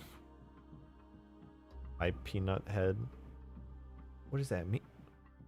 Me? I'm Peanut Head? Have you seen me? I'm the least peanut shaped head maybe ever. You take that back.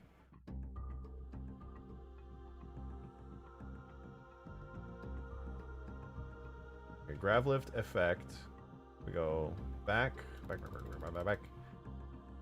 Forward, tags, objects, levels, multi, extinction 2. Put our docking clamp. This is our first little FX bit for it. We get a grav lift effect. We gotta rename the marker though to the one on our object. FX lift.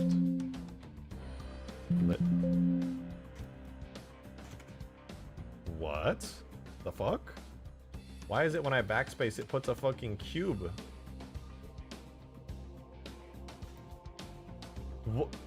Huh? What's happening? Can I?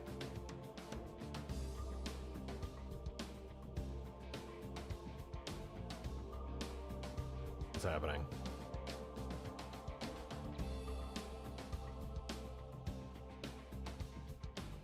That was weird.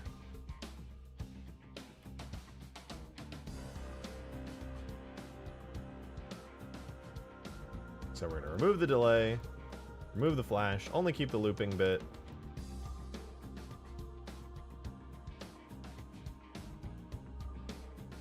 Looks good. We only need the, oh, never mind. I'll keep it like that. And last but not least, put this on marker phantom power. No, marker, we primary skill phantom power. Then we can duplicate this, but instead of it being an effect, I'll add a little sound for it. So tags, sound, device machines. I'll just do the little...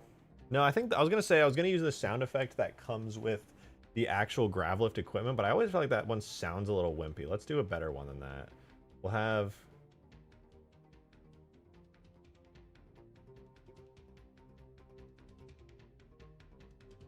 doors and lift. Guardian medium lift. Guardian lift up medium. Yeah, we'll do that. Nice. Okay, let's see how that looks.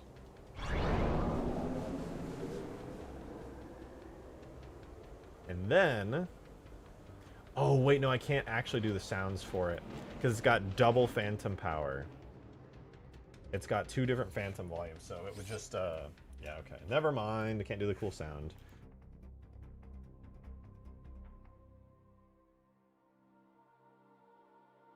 No, wait, yes I can. Except it'll be the not active one. It'll be tags, sound, device machines, doors, lift, guardian, lift, medium. It'll just be the... Hey, you can just hear it. Good enough. But it doesn't work right now, so let's make it work. It'll work by going into the physics model again. And then we'll make a brand new lift, a new phantom type. This one will negate gravity, ignore non-players, ignore bipeds, vehicles, weapons, maybe not bipeds. We could have it do equipment and garbage and projectiles and stuff, I guess. I don't see why not. Ignore scenery, machines, controls, blah. We can let it do. We'll ignore crates, creatures, giants, effect scenery.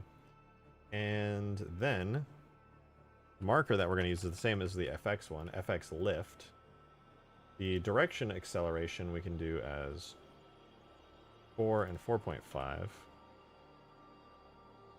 And then I think that's it, actually. Oh, right, we got to actually assign it. So now our phantom lift is assigned to the second one, and we're good to go. There we go. Okay, it's kind of bad, but it's positioned well. Like, not tall enough, and it also doesn't push you at the end. Fine, I'll make another one.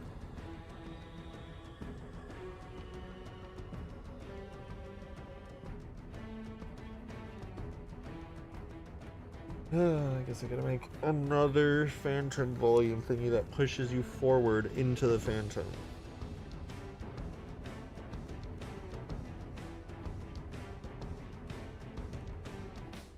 Unless...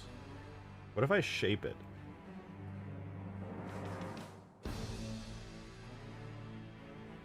Can I do that? Is that allowed? Am I allowed to just, like...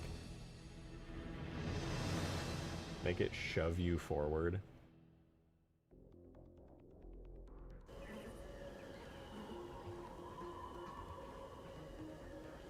What are we making now? Check it out. Here is a phantom docking station. If I take the phantom and I lower it, the moment the phantom touches it, the grav lift becomes active. The phantom kind of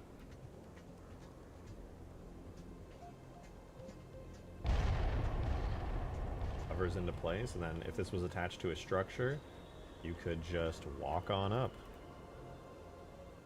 Just walk on through the phantom's little things, go on through here, and you're in. Though I will say, I think the solution here is just to make this a little bit taller.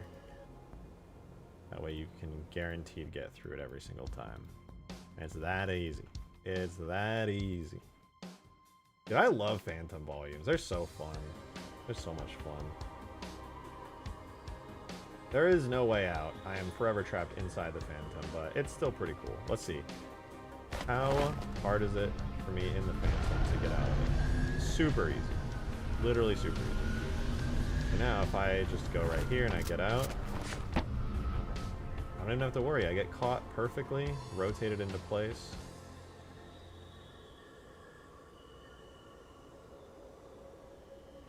It's stuck. Oh, I got stuck. Oops. And I guess I could raise it up a little bit. Didn't realize it would get stuck. It's like just barely stuck too. Okay, okay. I'll raise it. Clamp just a touch. And this is a touch more.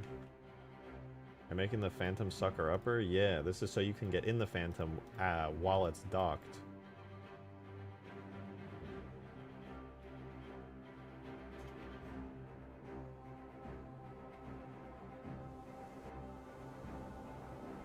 Let's see, did it fix it?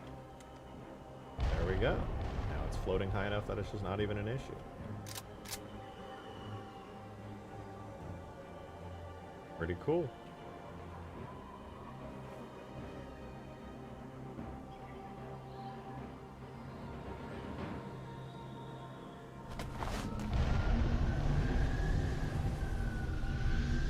Let's try again. So I just kind of drop the Phantom.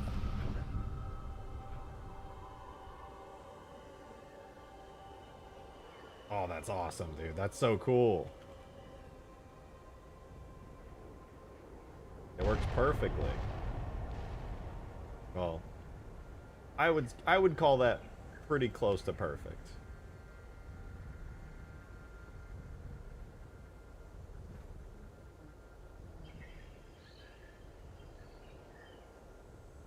I could lower it a little. Well, no, it's probably good that it's at that height. I would say that's definitely the best that it realistically could be. I could move the grav lift into the center, I suppose. Yo, welcome to content. Thank you for the $6 tip, man. Appreciate that a lot, actually. Thank you very much. Thank you. You know how the Phantom go boom, right? What are you getting at? All right, what are you implying something here? What are you implying? What is it that you're implying? I feel like there may be an underlying implication. Anyway, I can't. It's too wide. I can't escape this hell.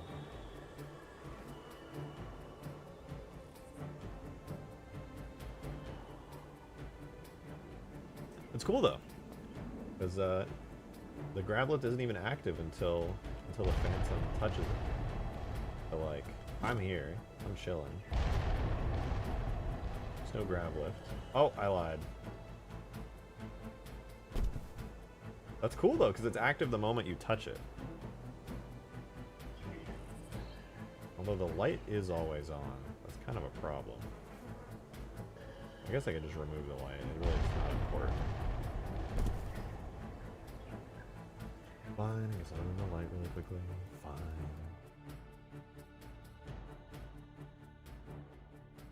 You made the AR red? I did. Just like Extinction. The video game. The Halo video game. You can't do that? Oh, but I did. I was feeling a little bit crazy. And I made it. And it's red.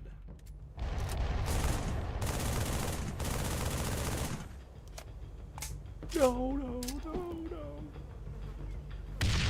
Oh. Whoa. It's a weapon holder for your vehicles. What if it was purple? But the Phantom's thingy's blue. Okay. Let's watch third-person perspective. Okay. Phantom takes off from Phantom holder. Welcome to content! with $7 as well. Thank you so much for the $7 tip. I appreciate that a lot. Thank you, thank you, thank you. I just think, maybe sometime we could make Lich go boom! I don't know, it's a little too crazy. I'm not sure if I don't know if we have the technology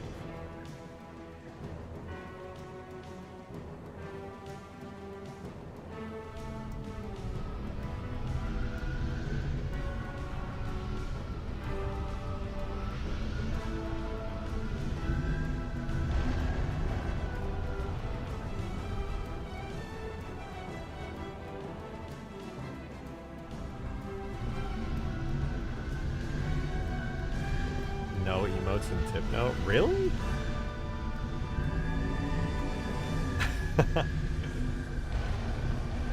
The Lich will go, but I'm so nervous to do it, to be honest. It's one of those things where you know it's going to be really hard, so you just mentally kind of keep putting it off.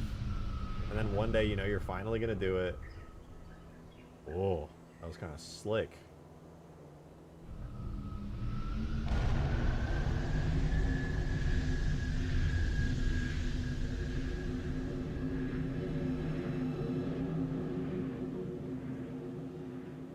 Oh, it's in the purple thing. It's in the purple thing. Holy shit.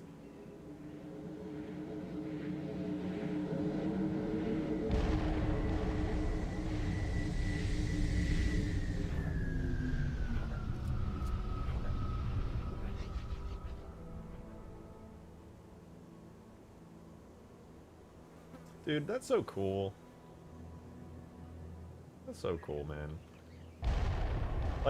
I probably won't, but I could put this in the ground, or on the ground, and then that could just be where a phantom spawns at. If I refresh that, does that go dark? No, okay, good. But you know what I mean? I could just take it, put the phantom right around here, do a little lock placement to object, say refresh. Then you're like, oh shoot, I want to go drive a phantom. I'm going to go run up here. Get in the phantom. Now I can fly the Halo video game Phantom.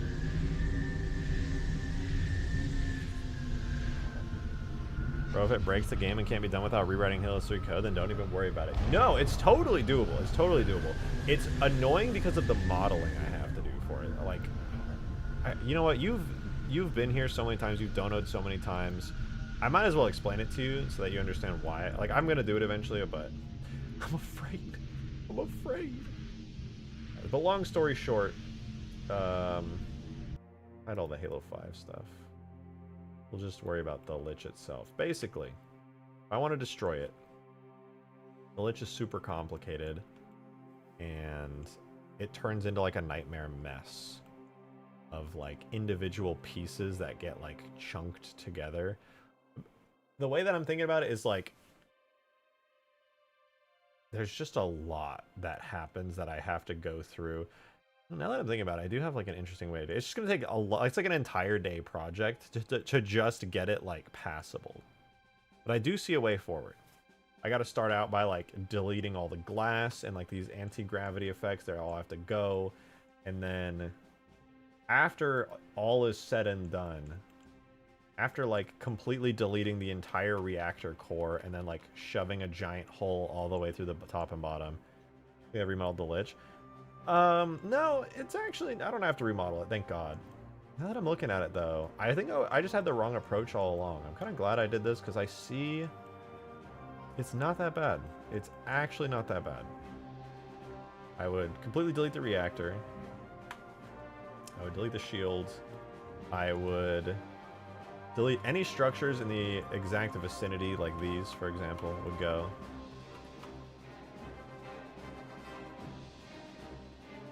The entirety of this back housing would go, right? Because if the reactor gets destroyed like this, it's all going. Did most of the interior detailing stuff? Yeah, exactly. I didn't even think about it before. That's why I was so worried. I was like, damn, how the hell am I going to do that? It's going to be so much work. But no, realistically, Most of the stuff in here, I don't have to worry about doing like a giant Boolean operation. I just straight up delete it. It gets nuked. There is nothing left. This is like the entire core all the way up and down through the lich is just getting obliterated. Even down to here, like I would have all, like it's going to be punching a hole through the bottom, through the grav lift, right? It's going to like explode up and down and be like a, I've imagined it the entire time where like it literally is, it's not like an explosion all around. It's like kind of an up and down explosion shooting fire out the top and bottom. And I always thought that would be like really cool. I think it would like visually look very interesting and be pretty unique.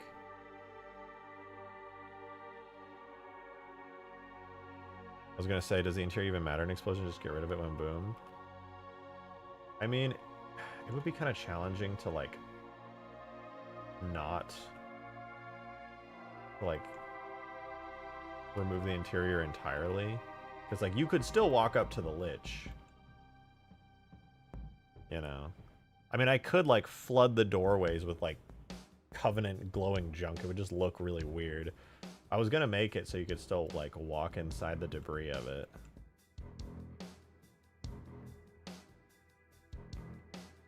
Let's save this as Lich Destroyed for now, because this is gonna be like, I'm gonna make it its own project file, because it really is its own project.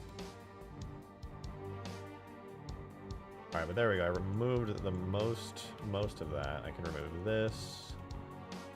As for this top ceiling bit here, that is an entire bit of panel detailing. This is an entire structure that goes all the way back. So that is removing most of what I realistically could. Everything else here is like a large single piece object. What can I remove in the ceiling? I know there's like this giant window piece. I think it's at this point that I would probably run a pretty serious like cylinder Boolean operation. The Lich is cool and all, but it can't beat Goku in a fight. You don't know that. You don't know that.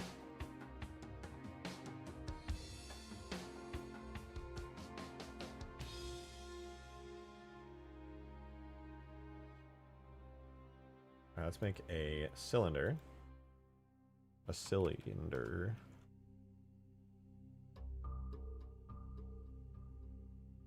No, that's too high poly. I'm not going to make a cylinder that's that high poly. Not for this. Vertices 8. It's going to be a fucking shitty octagon.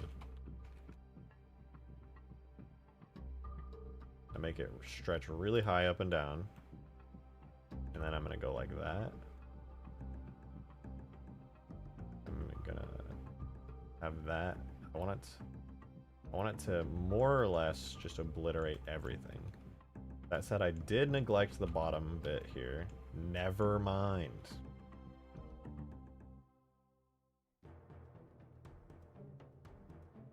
If I do a Boolean operation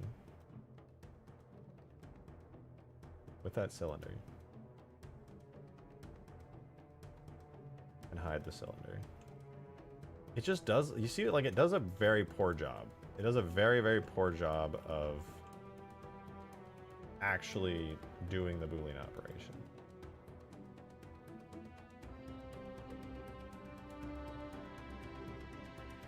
Actually, there we go. That's the best one by far. It's ripped a giant hole through the top and bottom of the ledge. I feel like it should be more than that. You know, I feel like I can make the explosion itself like bigger, so to speak.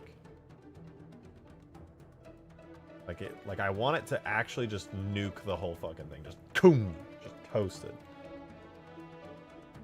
I was hoping it would split it in half, to be honest. I suppose I still could make it split in half. Got me thinking, what if I did stretch it and had it split in half?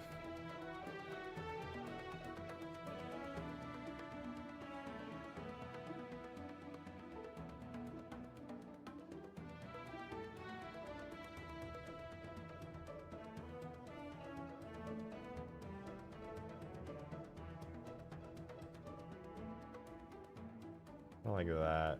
What does that look like? Yeah, that's kind of like the core is just going and just exploding until there's nothing left. It wouldn't be too bad, to be honest. I thought it was going to be worse, but realistically, okay, hear me out. This is going to be kind of cursed. But what I could do here is instead of like patching all of this fucked up cut in half geometry here and making it like actually good, what I could do is I could just clump a bunch of like fucked up dynamic topology like molten metal bits all over it so that you can't see that, you know? Like that could work, you know? And then just kind of do a little bit of this, a little bit of that.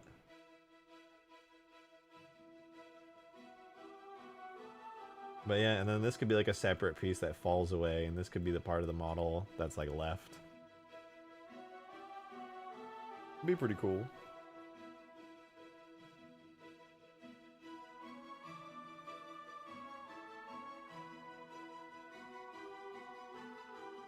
We'll give it a try. I'll apply the Boolean.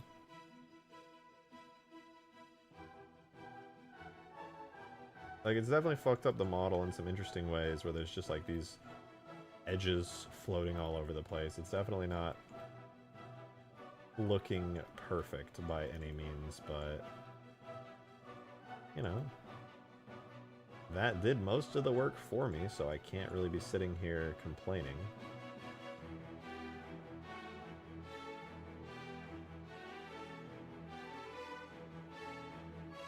First Halo charity livestream is up right now with Inferno and 12 others. They're doing that right now? What?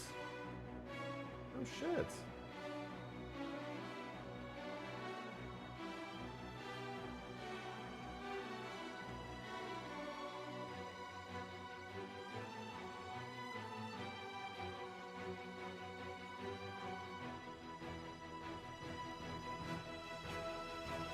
There's a lot of space in the front of the Lich. I never noticed that. Like, you could put a ton of stuff here.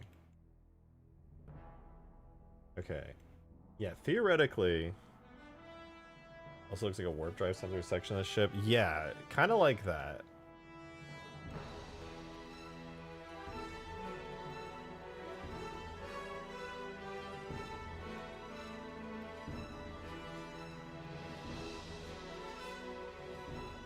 Hold on. Blender, delete all loose edges. Need to find a way.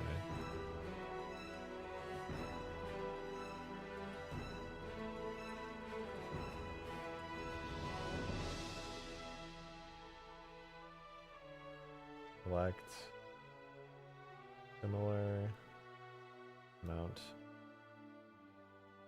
the faces around an edge. There we go. There's all the messed up edges that I don't want.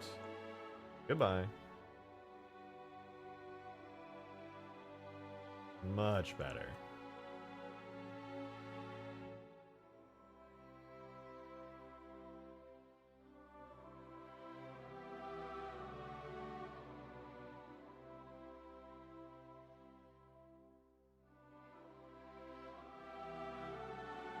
You know what?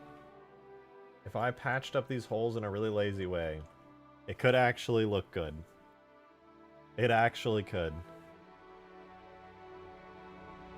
It would save me a lot of time, because I do see a world in which I go in here, and I go like this, and I fill it in like that, and I triangulate faces, and then I mark the material as, what would it be, I'm gonna give it, I'll call it Lich Destroyed. I do Lich Destroyed. I assign those faces, we do a select, loops, boundary loop, mark sharps, boom. And then theoretically, right, that has become a face of like, let's do red. Now that red part is like the inner glowing bit. It's been exactly an hour and a half and they raised $23,000. That's insane. And 69 cents. Nice. Hey, good on them. That's for, I don't know what charity is, but I presume it's a good cause. So shout out them for that. That's awesome.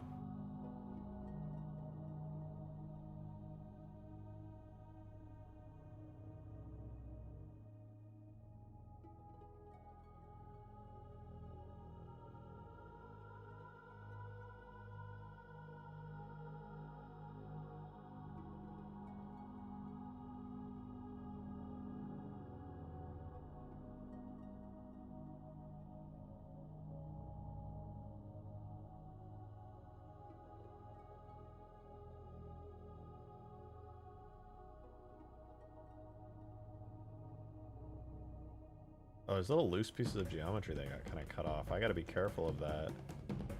There's gonna be like random floating bits. I didn't even account for that.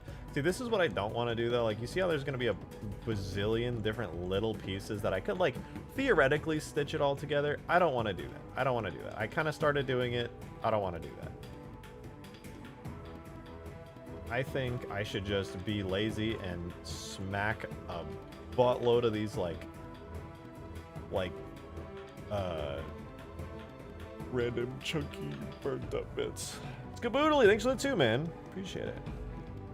Read Blendor question. And you're good, welcome to content. You're not detouring me. I started doing this because it was distracting and I felt like I could make some progress on it. Is there a way to copy and paste animations from one set of bones to another with symmetry? It's for the rear lockdown arms on the Cobra.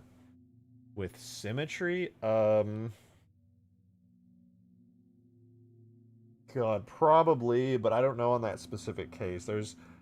I've Googled questions similar to that. I'm not sure though. The way I always do it is I just animate both at the same time with inverse rotation values. I don't have an exact answer on that one. I'm not sure off the top of my head though. What is this, a flyable map? Blowing up the lich. Could really use some infusion gel. You're so right. You're absolutely right. Okay, how do I make a big blobby chunk of like glowing metal not look like shit? Like, I want to cover up all the holes without making it look bad.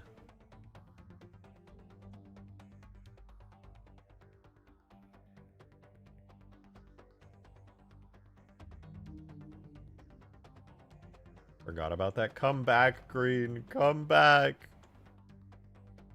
Please.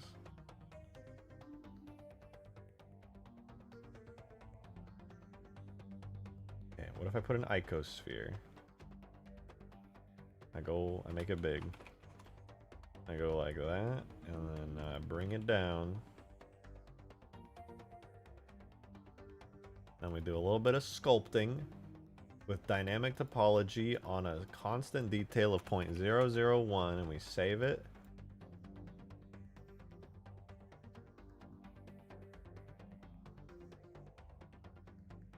I meant to say 0.01.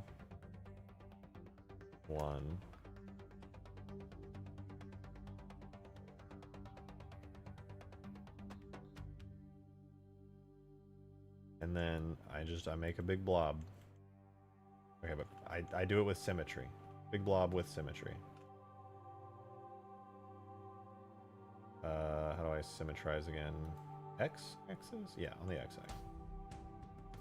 That did not work. It didn't work. Could give it the ghost motor texture thing.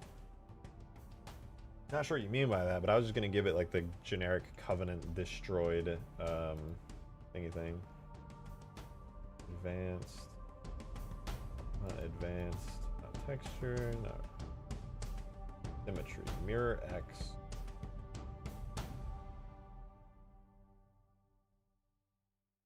Hey, big dog. That sure fucking isn't mirroring on the x-axis, is it?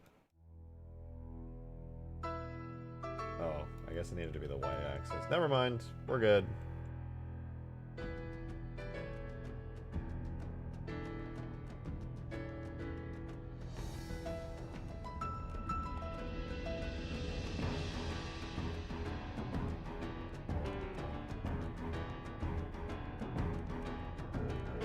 The idea that I'm trying here, it's probably a bad idea, but I'm trying to make a giant chunk of molten slag that just covers up the enormous hole that I just punched through the mesh super ungracefully.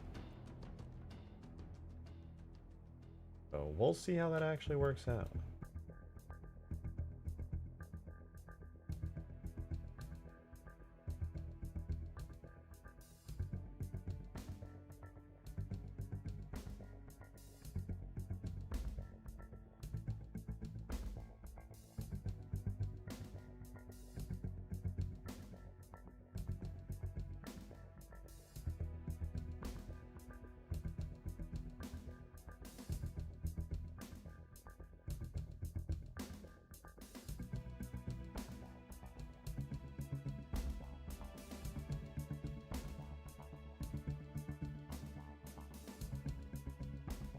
I don't know if this is gonna look good. I really don't. Like, obviously it needs to look good and I want it to look good, but like, I feel like it's gonna look bad.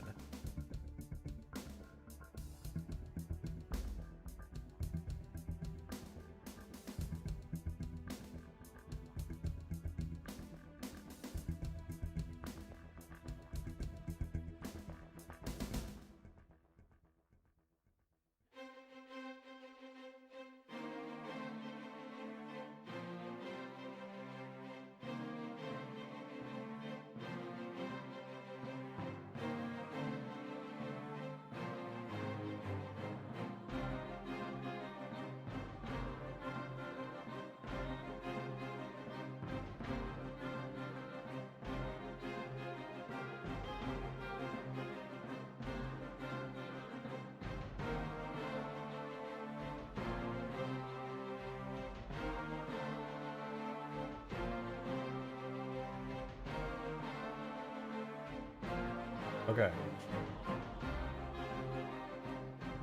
So, here it is, right? We got this thing going on. Obviously it needs to be refined a lot. But is this a good idea? Like, having I think... Yeah, you know, I think if I actually refine this... It looks a bit like Play-Doh. It does. But I think if I actually refine it down, this could be a solution. This actually could be a solution. I'll keep at it, right? I'm going to get the general shape in place before I even begin to worry about details or any kind of perfectionism. But I think this actually has a good chance of actually being good. This could be pretty cool. It'll be like glowing and molten and scorched and all those other kinds of things that it needs to be.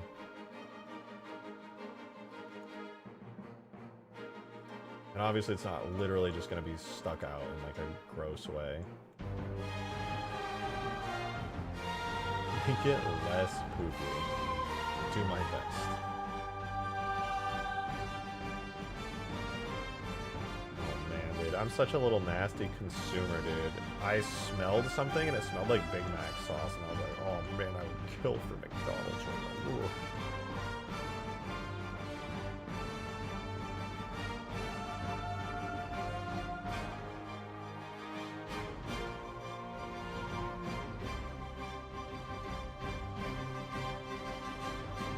Okay, so far this is surprisingly better than I expected. Are we making material to cover up the hole and plastering a broken material texture onto this? More or less, but I think if I execute the big plastery bit correctly, it will actually look good. So the key here is just not being shit at doing that process.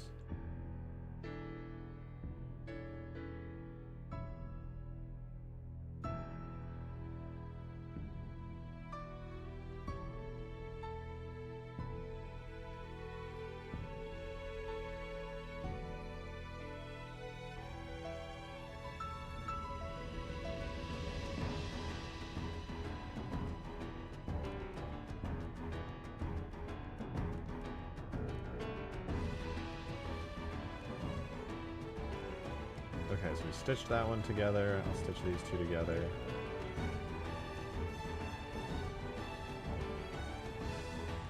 I wish there was an easier way to do this. I have no idea if there is, but I've looked into it, and there really does not seem to be. There we go. Go back into sculpt mode with dynamic topology on. Looks good. Expand.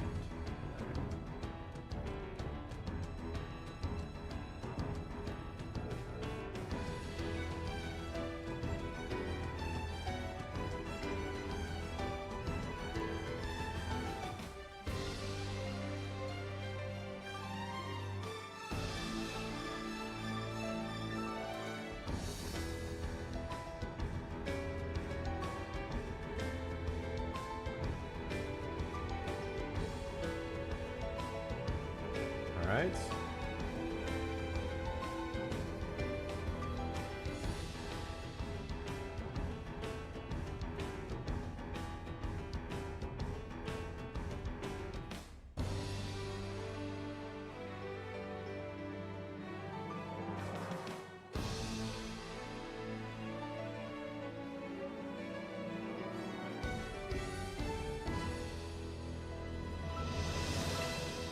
finish this up. Now I'm trying to like refine this. I'm trying to refine this so that it does not look like Play-Doh, right? This should look like molten slag, but it should look like the kind of molten slag that's not just plastered on like a little kid was just like, I love the Play-Doh, so fun. And then just started slapping a bunch of goo onto it. Why do you welcome people to your stream when you're active? Oh. Dude, I'm actually so dense for that. It took me so long to realize what the hell you were saying.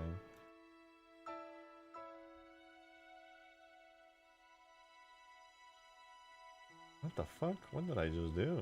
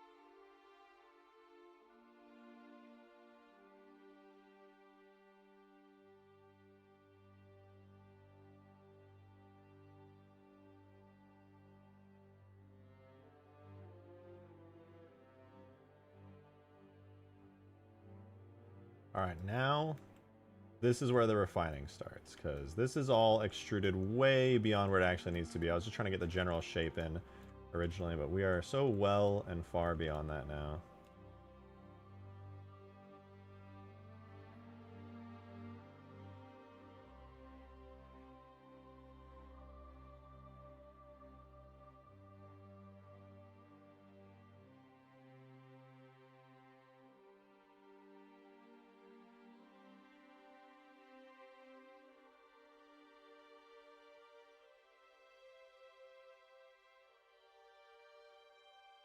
Okay. It's getting there. I actually like this. People join rejected streams and I go, oh, I don't, I'm illiterate. I'm trying to read chat. I'm really trying.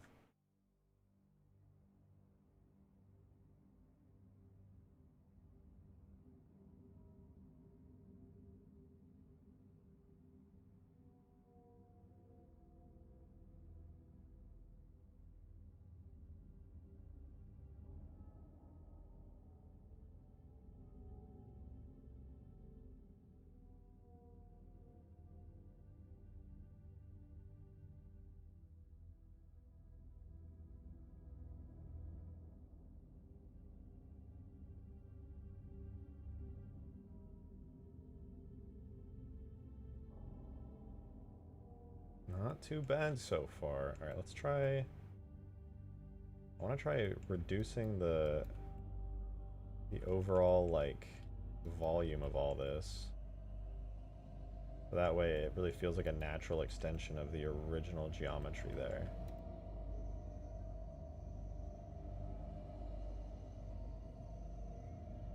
Like, for example, this should be like a harsh corner here. I don't want it to be so blobby.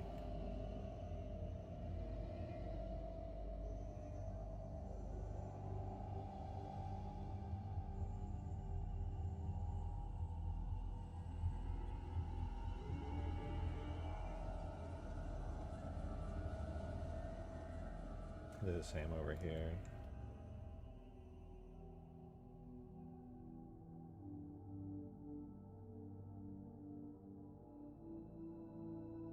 I literally don't think there's a better solution than this. Oh, wait, I need to put a little one right here, too, for the bridge. Starting to look like melting metal. It's looking better, for sure. For sure it is.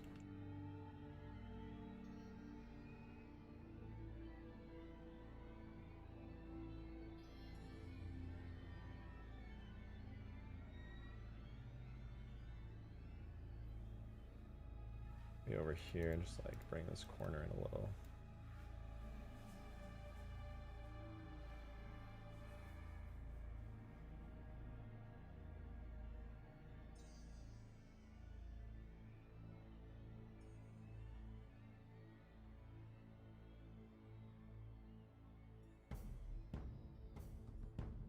Okay, I'm pretty happy with that for like the front part of it. Like I could definitely use some refinement, but it's decent, you know? It's decent. I need to do the little bridge and then this bit. But not bad. Modeling Lich Gibbs? Yeah, I'm trying to. I hope this will end up looking good. It's gonna be challenging. Destroyed Lich? Yeah. So basically what I'm doing is I've made this big thing to cover up all of like the messed up bits. I'm gonna make this all molten texture, like a nice, hopefully decent looking molten texture.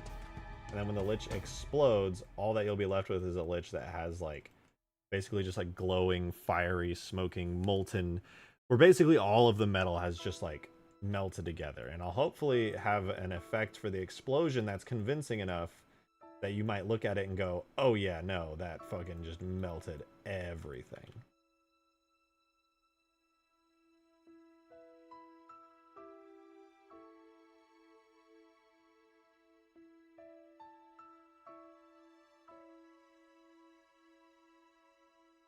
That's one. I guess I need to do a little bridge there. I don't think there's any other exposed parts on the front. Oh, there's these bottom parts. So I might do those separately. Maybe I'll have like the wings fall off. It would be kind of fun if like one wing got destroyed. Maybe like one wing fell off or something when it blows up. That'd be cool. So I won't worry too much about that. Forgot, does the Lich normally have Gibbs or does it disappear with a big explosion effect? Yeah, it disappears in a big explosion effect. You know what? Hold on one second. We're gonna watch the intro to my Lich video together.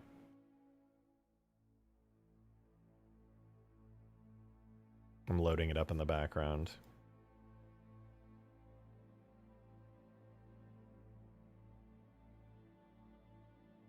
Keep in mind, the video's not done editing. I don't even have music on it yet, so it's going to be a little awkward without music, but here, this is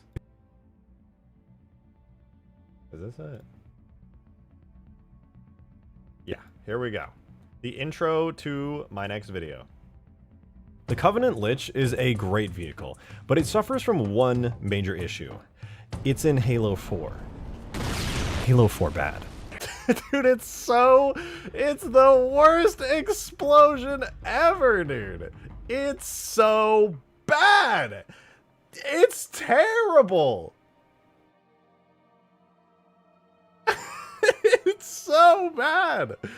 Bro. That's insane. The voiceover person sounds so professional. Who did you get yourself on? You're hilarious. Let's watch that one more time. One more time. Okay, for those that weren't there, this is the real, unedited Halo 4 Lich explosion.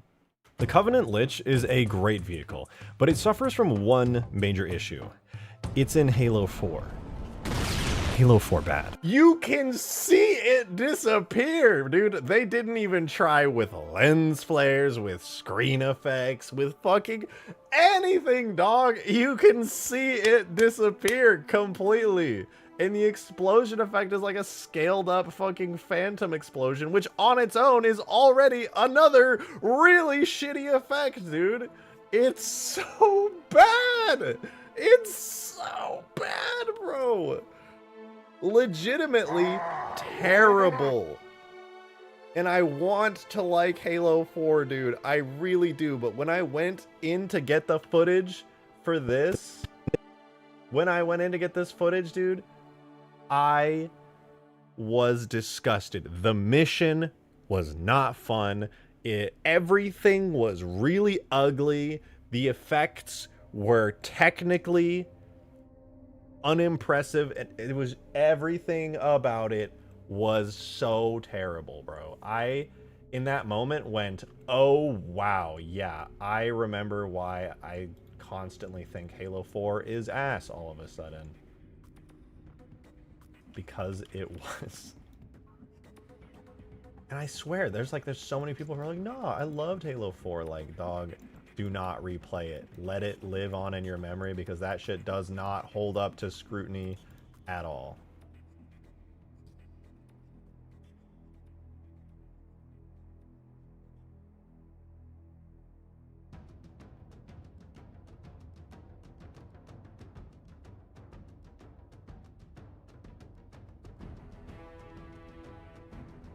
Dono, Gyarados, thank you so much for the 8.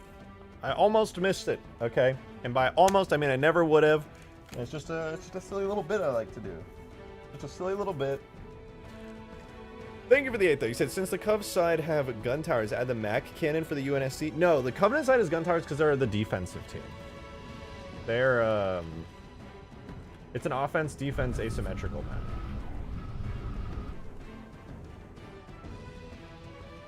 Oh, wait, I forgot to show it.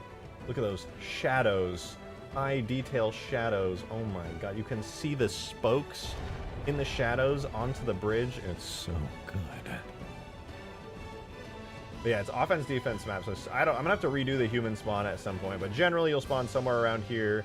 You'll work your way up over the bridge or across or whatever I end up doing with those side bits. Through here, the Covenant's got their defenses. The defenses are way crazier as you get deeper and deeper in. And then, wow. How about the mission with the Pelican where you launch out an Infinity and the skill of it is all wrong? I don't even... That mission is just not good. They literally were like, we're finally going to let people fly the Pelican. It's going to be so based and epic. And then 1, the Pelican controls like shit. 2, the Pelican looks like shit. And 3, it's just not a good mission. It's poorly designed and not fun at all and extremely repetitive. You literally just do the same objective like multiple times and it's just not fun. It's not good. They somehow managed to make flying the Pelican the most like sought after thing for Halo nerds. They somehow managed to make that really bad. I will never ever understand how they managed to fuck that up that hard. But you like that? It really was. And once again, I'm not trying to be a Halo 4 hater, dude. I genuinely think from an objective standpoint that these are bad things and that the game is bad. And I think people who think that Halo 4 is like actually a really good game are coping fucking hard, dude. I think the game is actually really bad, and I don't understand where the sentiment comes from of people being like, Halo 4 is actually great, and you gotta understand the story, and the gameplay is not that. No, dude, it's fucking bad. It's not a good game. It is a poorly designed game. I just don't understand the cope. Like, why would somebody cope? Like, I just, with my eyes, I am looking at the bad things in front of me. I'm done ranting, dude. I swear. I swear I'm not gonna rant. I swear.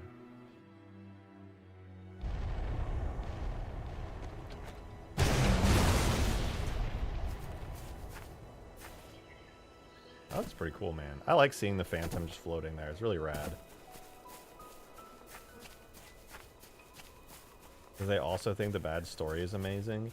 I mean, you know, when it comes to story, I don't remember it well enough to really comment, and I'm not like that much of a storytelling aficionado where I could be like, well, actually, if you look at the character development, like, I can't even really comment on the story. All I know is I just personally didn't like it very much. And in-game, the didact is super fucking generic, but, you know, I'm sure if you read the books, it's like super epic.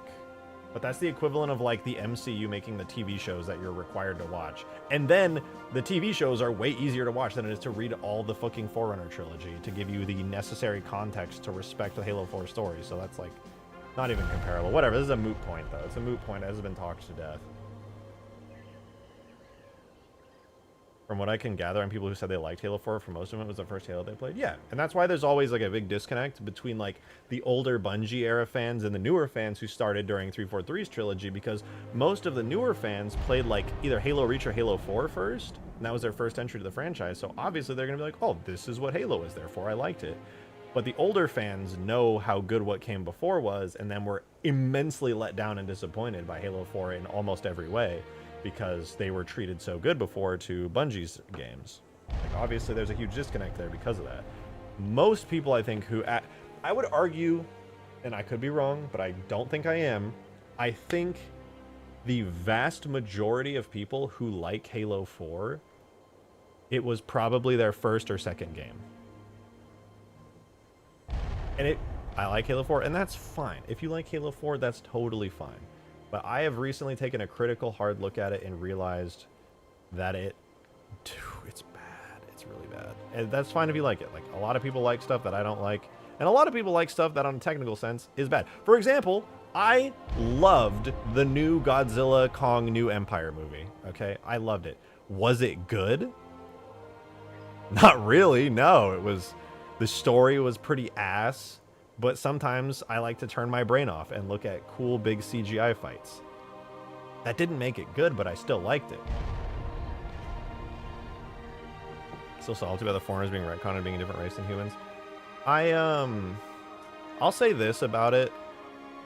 You know, if 343 wanted to make Forerunners their own species and introduce them in a way, that's fine. You know, taking the old Bungie lore of the humans being the Forerunners and being like, let's take it in a new direction, that's fine. But their execution was really bad. And so to take the immense grand galactic mystery of the Forerunners and to reduce it into the fucking didact as the reveal, the little guy with cat fangs and a fucking Marvel super suit, to make that what the mystery of the grand mystery of the Forerunners through the trilogy, yeah, that is really sad. That's really sad. We had this grand mystery for like, a decade, dog. And the big reveal, who are the Forerunners? It's the fucking didact, dude. The didact. Bro's got a fucking Marvel villain super suit on, and we barely understand his motivations. Oh man, I can't, dude. My disappointment is immeasurable, and it always will be. Nothing will ever fix that or change that.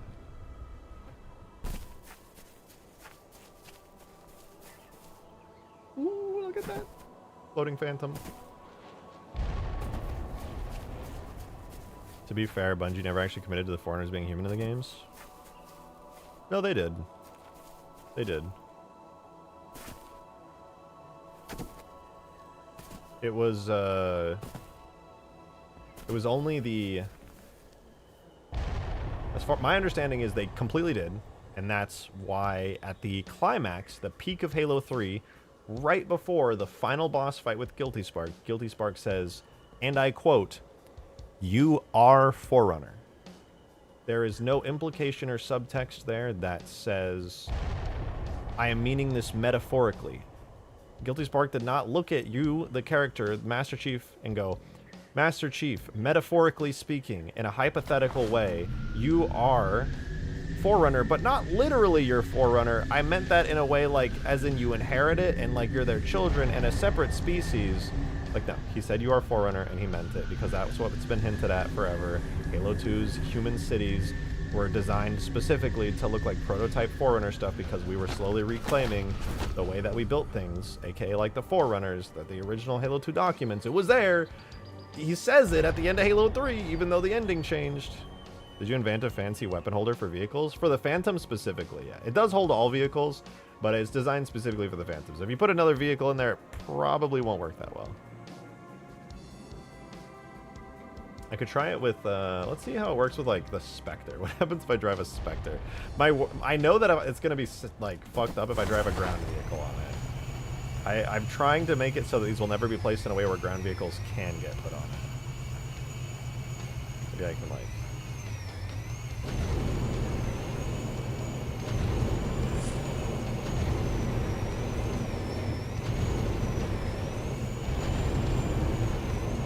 Let me up!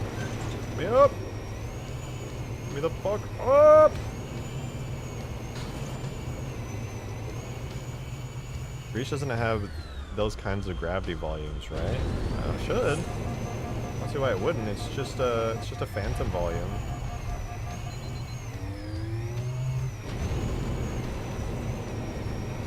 Okay, well clearly I'll never get up. Go in edit mode and drop the Spectre? I guess. But, you know, it proved my point. Like, the Spectre will never get up there, which is good. They'll never allow it. It will never happen. Yeah, look at that. Fine. It's fine. There's nothing to worry about. Surely if I drive up here, it won't lock me into it.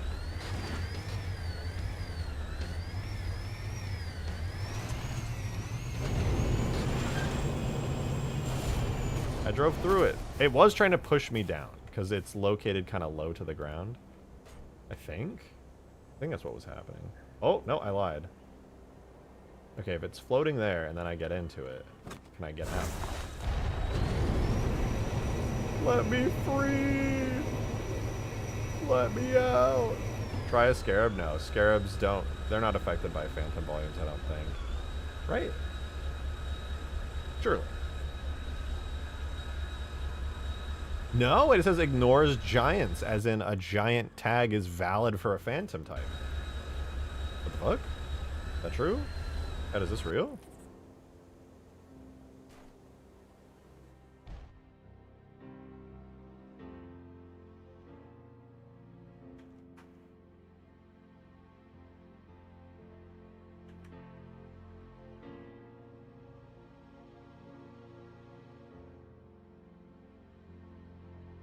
Yeah, it doesn't seem to affect it at all.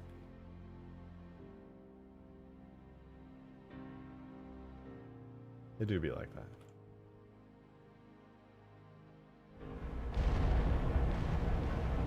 Confirmed canon. We are doing this. No negotiation. You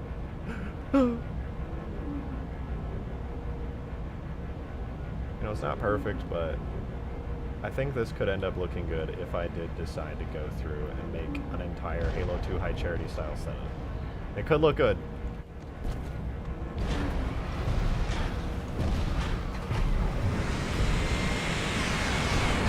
This is not something I'm going to do today, most likely, because it takes a lot of setup and I need an entire custom rig for it and everything, but I am going to be making a new walk cycle for the Scarab.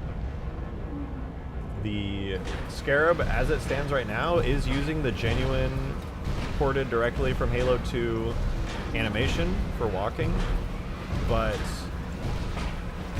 I'm going to be making a walk cycle that is as close to this as I possibly can make it, but it's going to have, if possible, longer strides and for sure a faster speed. Because as it stands right now, it's really pretty rough. Gyarados, thank you for the 3. Much appreciated. Thank you for the support. Thank you, thank you. You said Cairo Station or Sierra 117?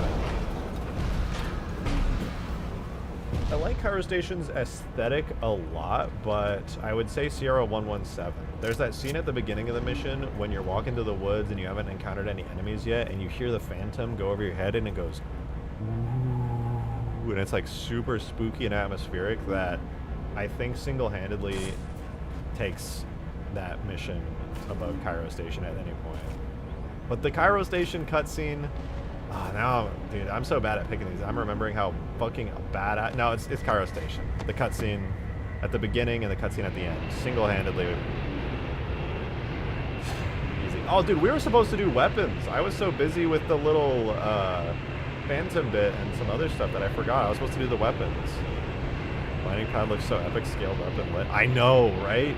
I didn't think it would look this good, but I think it's perfect. I was really worried. I was just gonna be like, nah, it's just a scaled up landing pad and everyone knows it and everyone hates it.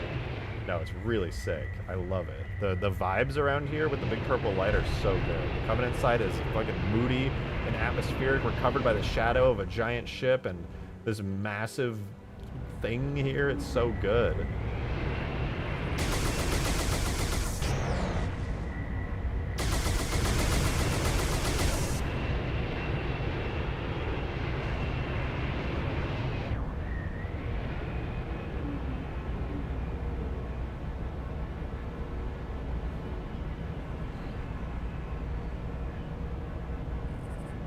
The tail moves like as perfectly as it ever could. It even pulls up when you do a harsh turn.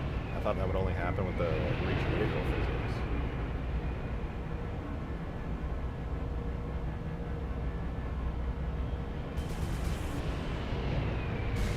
Alright, I'm gonna say it. I'm gonna take a while to make all the Halo Wars vehicle types, but imagine what it's gonna be like. And with the bases and interiors, dude, it's literally going to be like an entirely new Halo game. There's gonna be nothing like it. Like Halo as Halo and Halo mods for games, not even just for the Master Chief Collection and all the games on it. Even Halo mods for things like Arm Out, like the fact that you have modeled these and then you just release the models and you're like, I don't know, I made it. Credit me. Like, I would not be surprised, like, Gary's mod isn't as relevant anymore, so I don't know if anybody makes Halo Gmod add-ons these days, but, like, a Halo Gmod add-on is totally going to be made with your models. Somebody's going to be like, holy shit, these are the best models I've ever seen. Oh my god, they're incredible. And then, I don't know, you were literally, like, changing the game.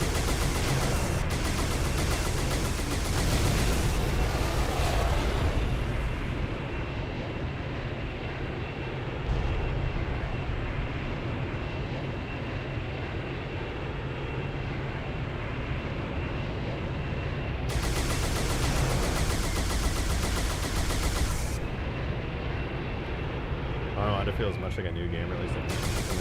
Yeah, you nailed it for sure.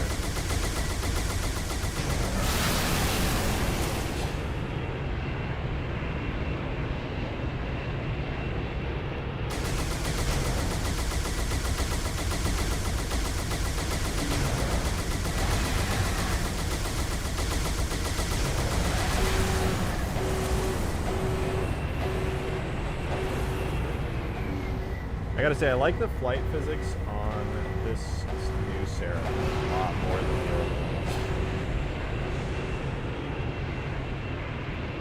one. Skapoodly, what are you working on?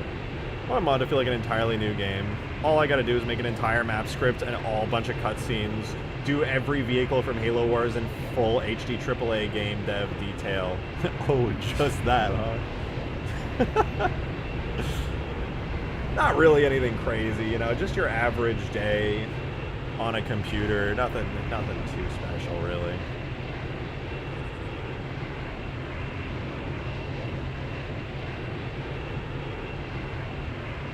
Oh, this is just so fun. You guys will understand when the first version of Extinction goes out and you're flying this Seraph. But dude, the flight physics on this feel really satisfying. Like, it's not cool to toot your own horn, but like the specific values that I have it at make it just, it's like CSGO surfing. I don't know how to explain it. Like, it's just an enjoyable, pleasant thing to control. It just feels good. It feels right. God, I'm in the background. Yeah, let's go over there. I've been spending most of the time on the map today. Over in the Covenant side. Let's go hit up the human side. I haven't done that yet. What are the red beam towers? They are red beam towers. They're not any deeper than that. They just look cool. They're kind of just set map decorations that are based on, they're made by JS. They're based off of the towers from the original Extinction map that were custom. They're pretty cool though. At least I think so. Gyarados, thank you for the 8. Appreciate it. Thank you very much. Thank you. Flying through those two towers and seeing the pillar bottom is so cool. I know. I love this map so much, dude. It's really awesome. I'm so happy with everything and how it's all coming together. Like, obviously, there's still so much more to do, but, like, goddamn, dude. It's already come so far. It's still so rough and unrefined. I love it nonetheless.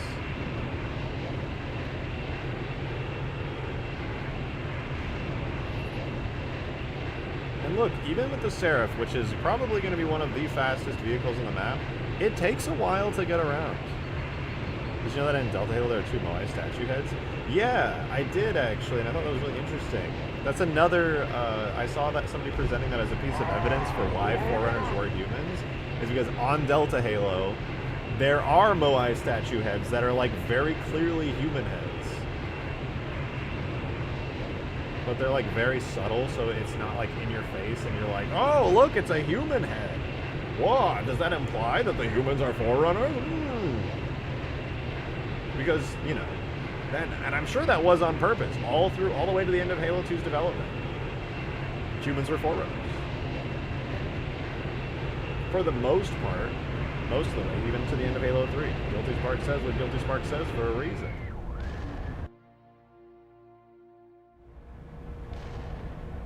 What if Forerunners are like the Covenant with multiple species?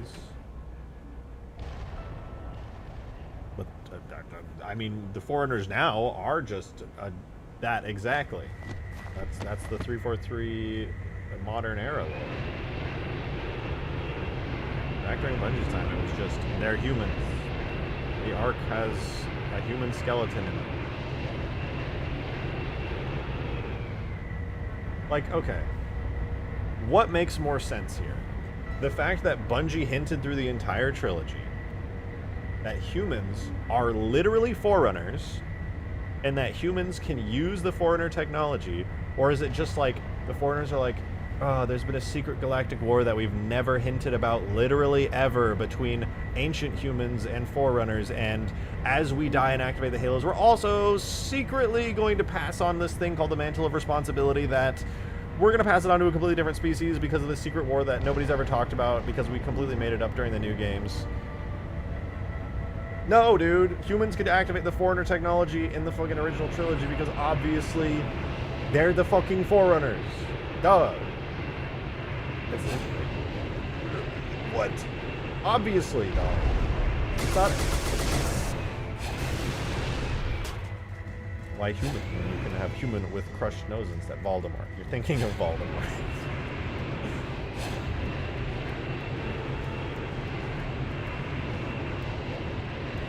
Me, everything up until the Mantle Responsibility is cool. No, I just think the retcons are just annoying. It's just like how insane the retcon is. Look how good that dude is. I know. God, I love it. This whole area of the map is really nice. I don't... Oh, I had an idea. Hear me out, you guys. Hear me out. Here's my idea. See how this is kind of like an entrance that's being guarded by these two towers here? My thought is, what if I extended the cliffs out a bit here, so it was kind of like a narrow choke point that you had to go through, kind of like a canyon over, like being overlooked. And then as you come in here, it opens up a bunch more. And then, I'm gonna be honest, I don't know what to do here as far as this giant flat area yet, but something like that I think would be cool there. And then, I don't know, I'm having so much trouble. I actually really like how flat it is. Like, obviously, I can't leave it flat. I should not leave it flat. Yeah, it's terrible for so many different game design reasons, but I really fuck with the vibe of the giant open flat Covenant side. Yo, Ethan Greena, thank you so much for the 5. Thank you, thank you, thank you. You said, what if the ship had a coolant link making pools like CE? Could make some cool terrain around the towers. Could even be why it's docked? Yeah, you know, that's actually a totally viable thing. I kind of like that idea, actually. Could lead to like a little glowing blue pool of nasty poo-poo water. Sometimes having it massive and open is great, really gives that Bungie Halo vibe. Yeah, but I mean, obviously it can't all be flat. And like, you know, this giant Covenant structure here blocks off some sight lines, which is great. And, okay, but here's the thing. I want to have a Scarab platform, right, that the Scarab is on. And I also want to have some kind... I'm going to remove this cave. I hate the cave. The cave is going. Either it's going or it's going to become some other thing. But I need basically a staging point for the Covenant. And I'm having a lot of trouble deciding on it because in the OG Extinction, just like here, maybe a gash in the ship where a Macron went through grazing the underside. Sure, details like that are cool. And at some point, I will get to those details. For now, I'm still laying out the basic structure of where stuff goes, though. I would, if you could remind me, like, later on when I'm doing more, like, detail-oriented stuff, I'm so down with it. I think it'd be sick. Yeah, I just got to think about where I'm even just placing Covenant vehicles right now. Because I'm not going to work on anything like that for a long while now. Covenant vehicles are just slapped down. I think it would be way cooler if Scum Squiddly's Halo Wars Cub basically released.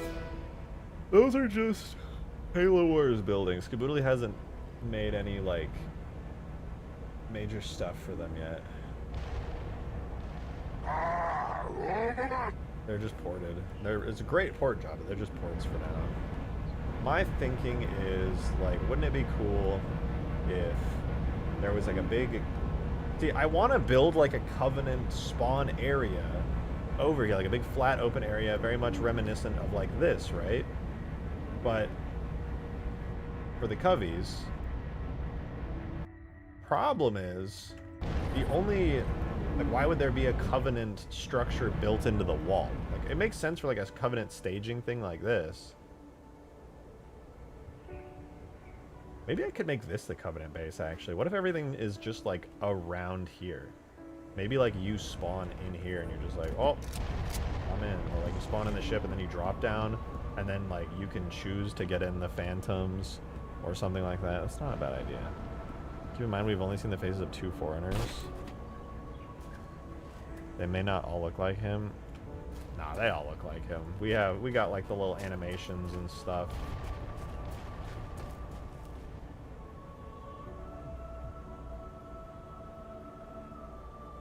Be the Scarab foreigner platform, but with the docks with a battery and cable.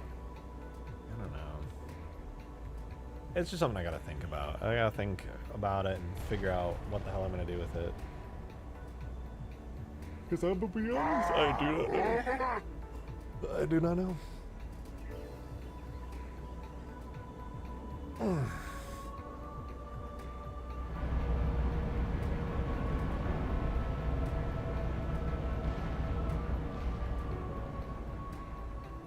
I'm not feeling too inspired at the moment.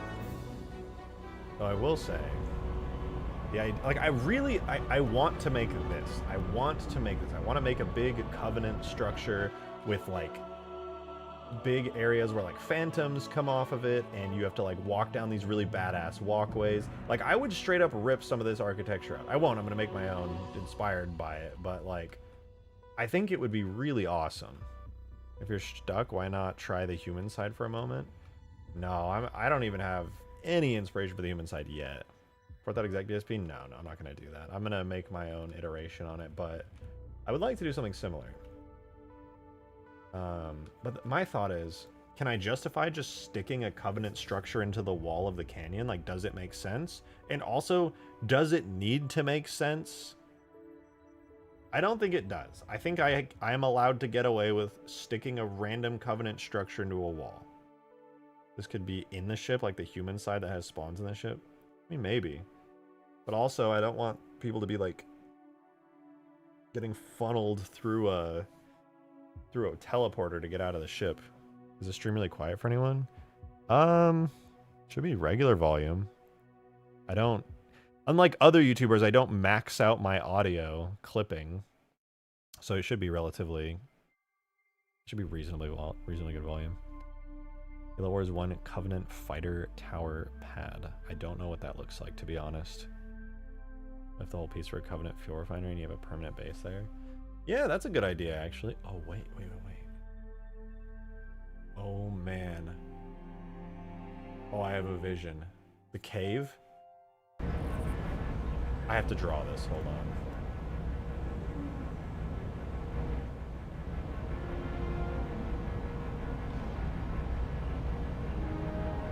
I've got it, dude. I've got it. The Covenant fuel refinery thing. I got it. That gave me a really great idea.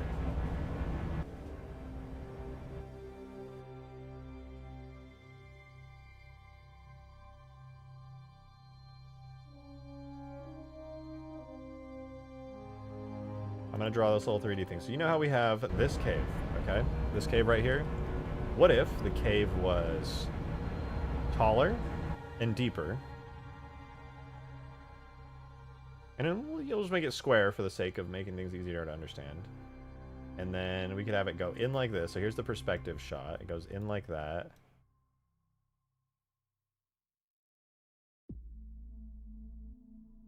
Right, so here's the cave. It's taller, it's deeper. In the middle is like a pool of like coolant or fuel or like some just liquid. On the sides, you kind of have these like covey like structures kind of built into the walls that kind of ramp upwards like this.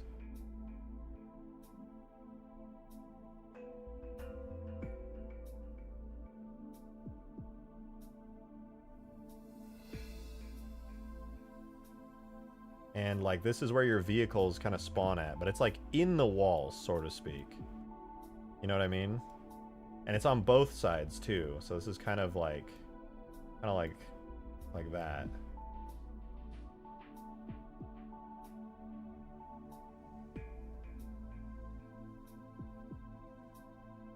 Like a college dorm room. Well, imagine it's a gigantic cave instead. For me, for my sake.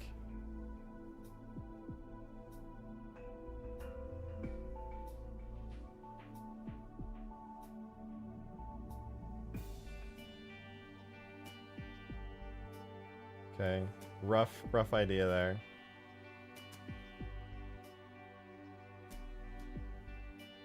And so then you, not only is this like gonna be here and have like a bunch of like cool Covenant like pipes and coolant pipes and things in the ceiling connecting across and going all over the place up in there and doing stuff.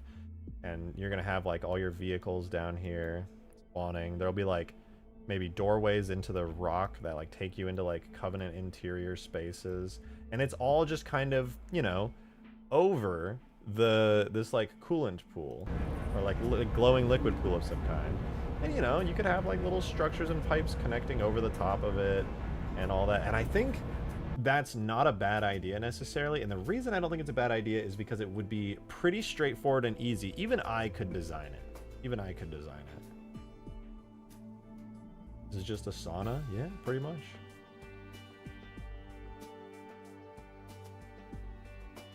However, I don't have a spot in here for the scarab. There's no scarab spawn in the vision for this, so I would probably have to have the scarab spawn somewhere else and have like its own platform. Maybe. But anyway, this would be tall enough to allow like phantoms and seraphs and things, and it'd be wide enough for them to like take off, go straight, make a left turn, and then just be out. It's basically just like a larger, taller, deeper version of this cave. And that could be kind of the Covenant stuff. I could probably move it even over. No, I should probably have it over here, to be honest. Why not leave it in the middle of the coolant? I could. I suppose. Also, that said, after making this little docking clamp, even though I won't use literally this one, and I'll probably just take the phantom volumes from them and put them over the actual map geometry, I'll say that it is pretty cool, and it's inspiring me a lot to make some kind of docking platform for the Halo 2 Scarab. I really, really want to make a whole ass like platform that it's stood on, that it's standing on, and give it some kind of cool Covenant designs. Reuse the Scarab platform from the Great Journey. No, I'm not talking about like a Forerunner platform. I'm talking about a Covenant like platform, Covenant theme. The Scarab is on that gives you like maybe with like walkways and stuff that give you access to the actual Scarab. That completely accommodates it. I think that would be sick. I thought both ships crash landed together and were unloading their arsenal. I have no idea. There's not necessarily some... I'd like to keep things relatively in theme with like lore and stuff, but I also just really like the idea of making like a Covenant-themed cave system. I think that's really cool.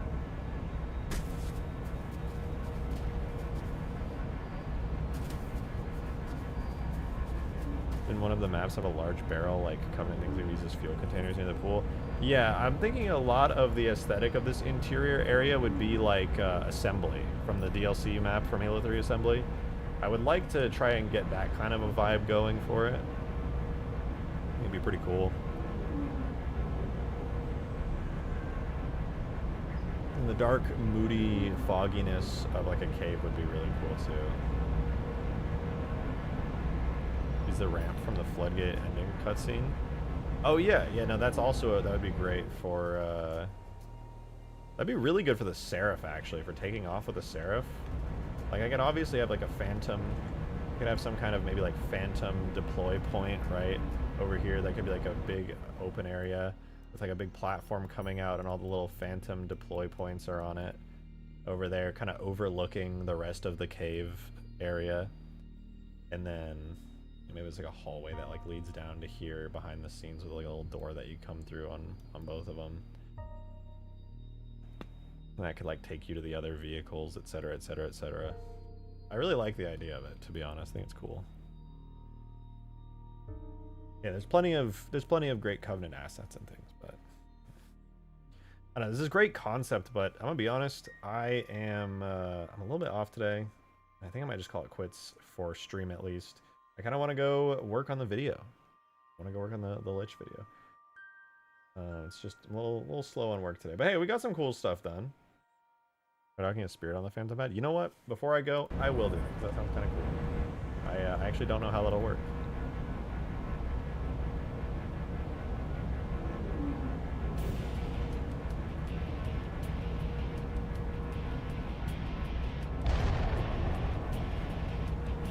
Let's find out.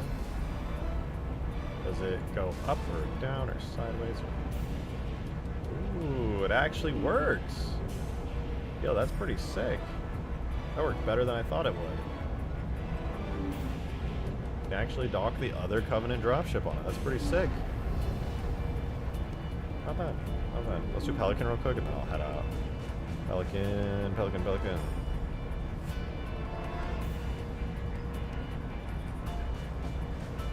The landing gear doesn't know whether to go in or out.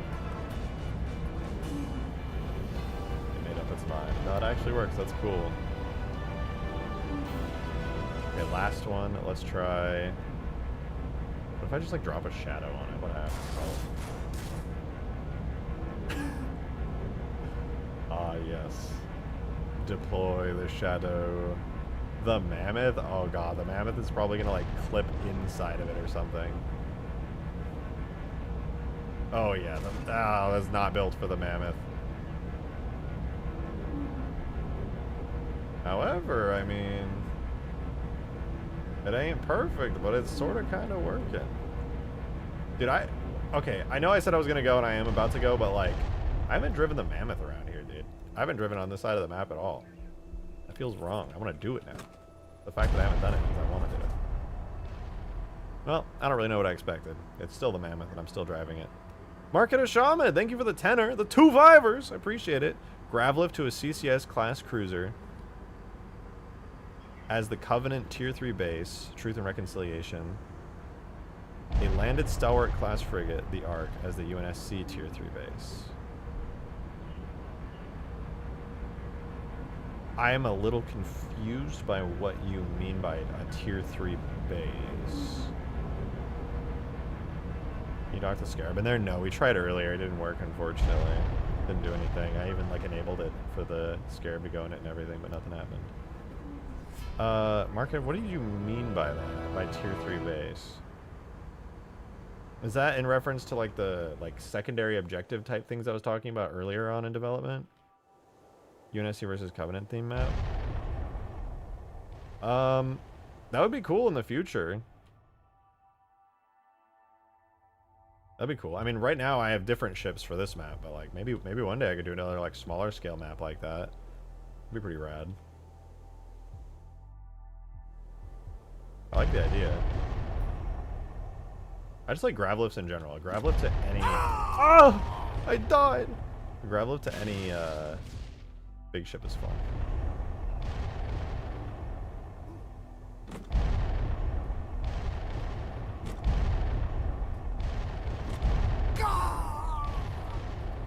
Bro died. How embarrassing. Okay, now I'm gonna head off. Have a good one, you guys. I hope you enjoyed the stream today. I'll be streaming again same time tomorrow, so you know where to find me. Keep an eye out for the video. Should be done very, very soon.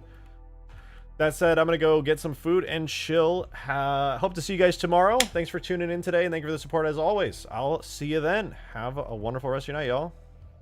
See you in Discord for some updates, maybe, if you're in supporter chat for you members. Bye, guys. Have a good night.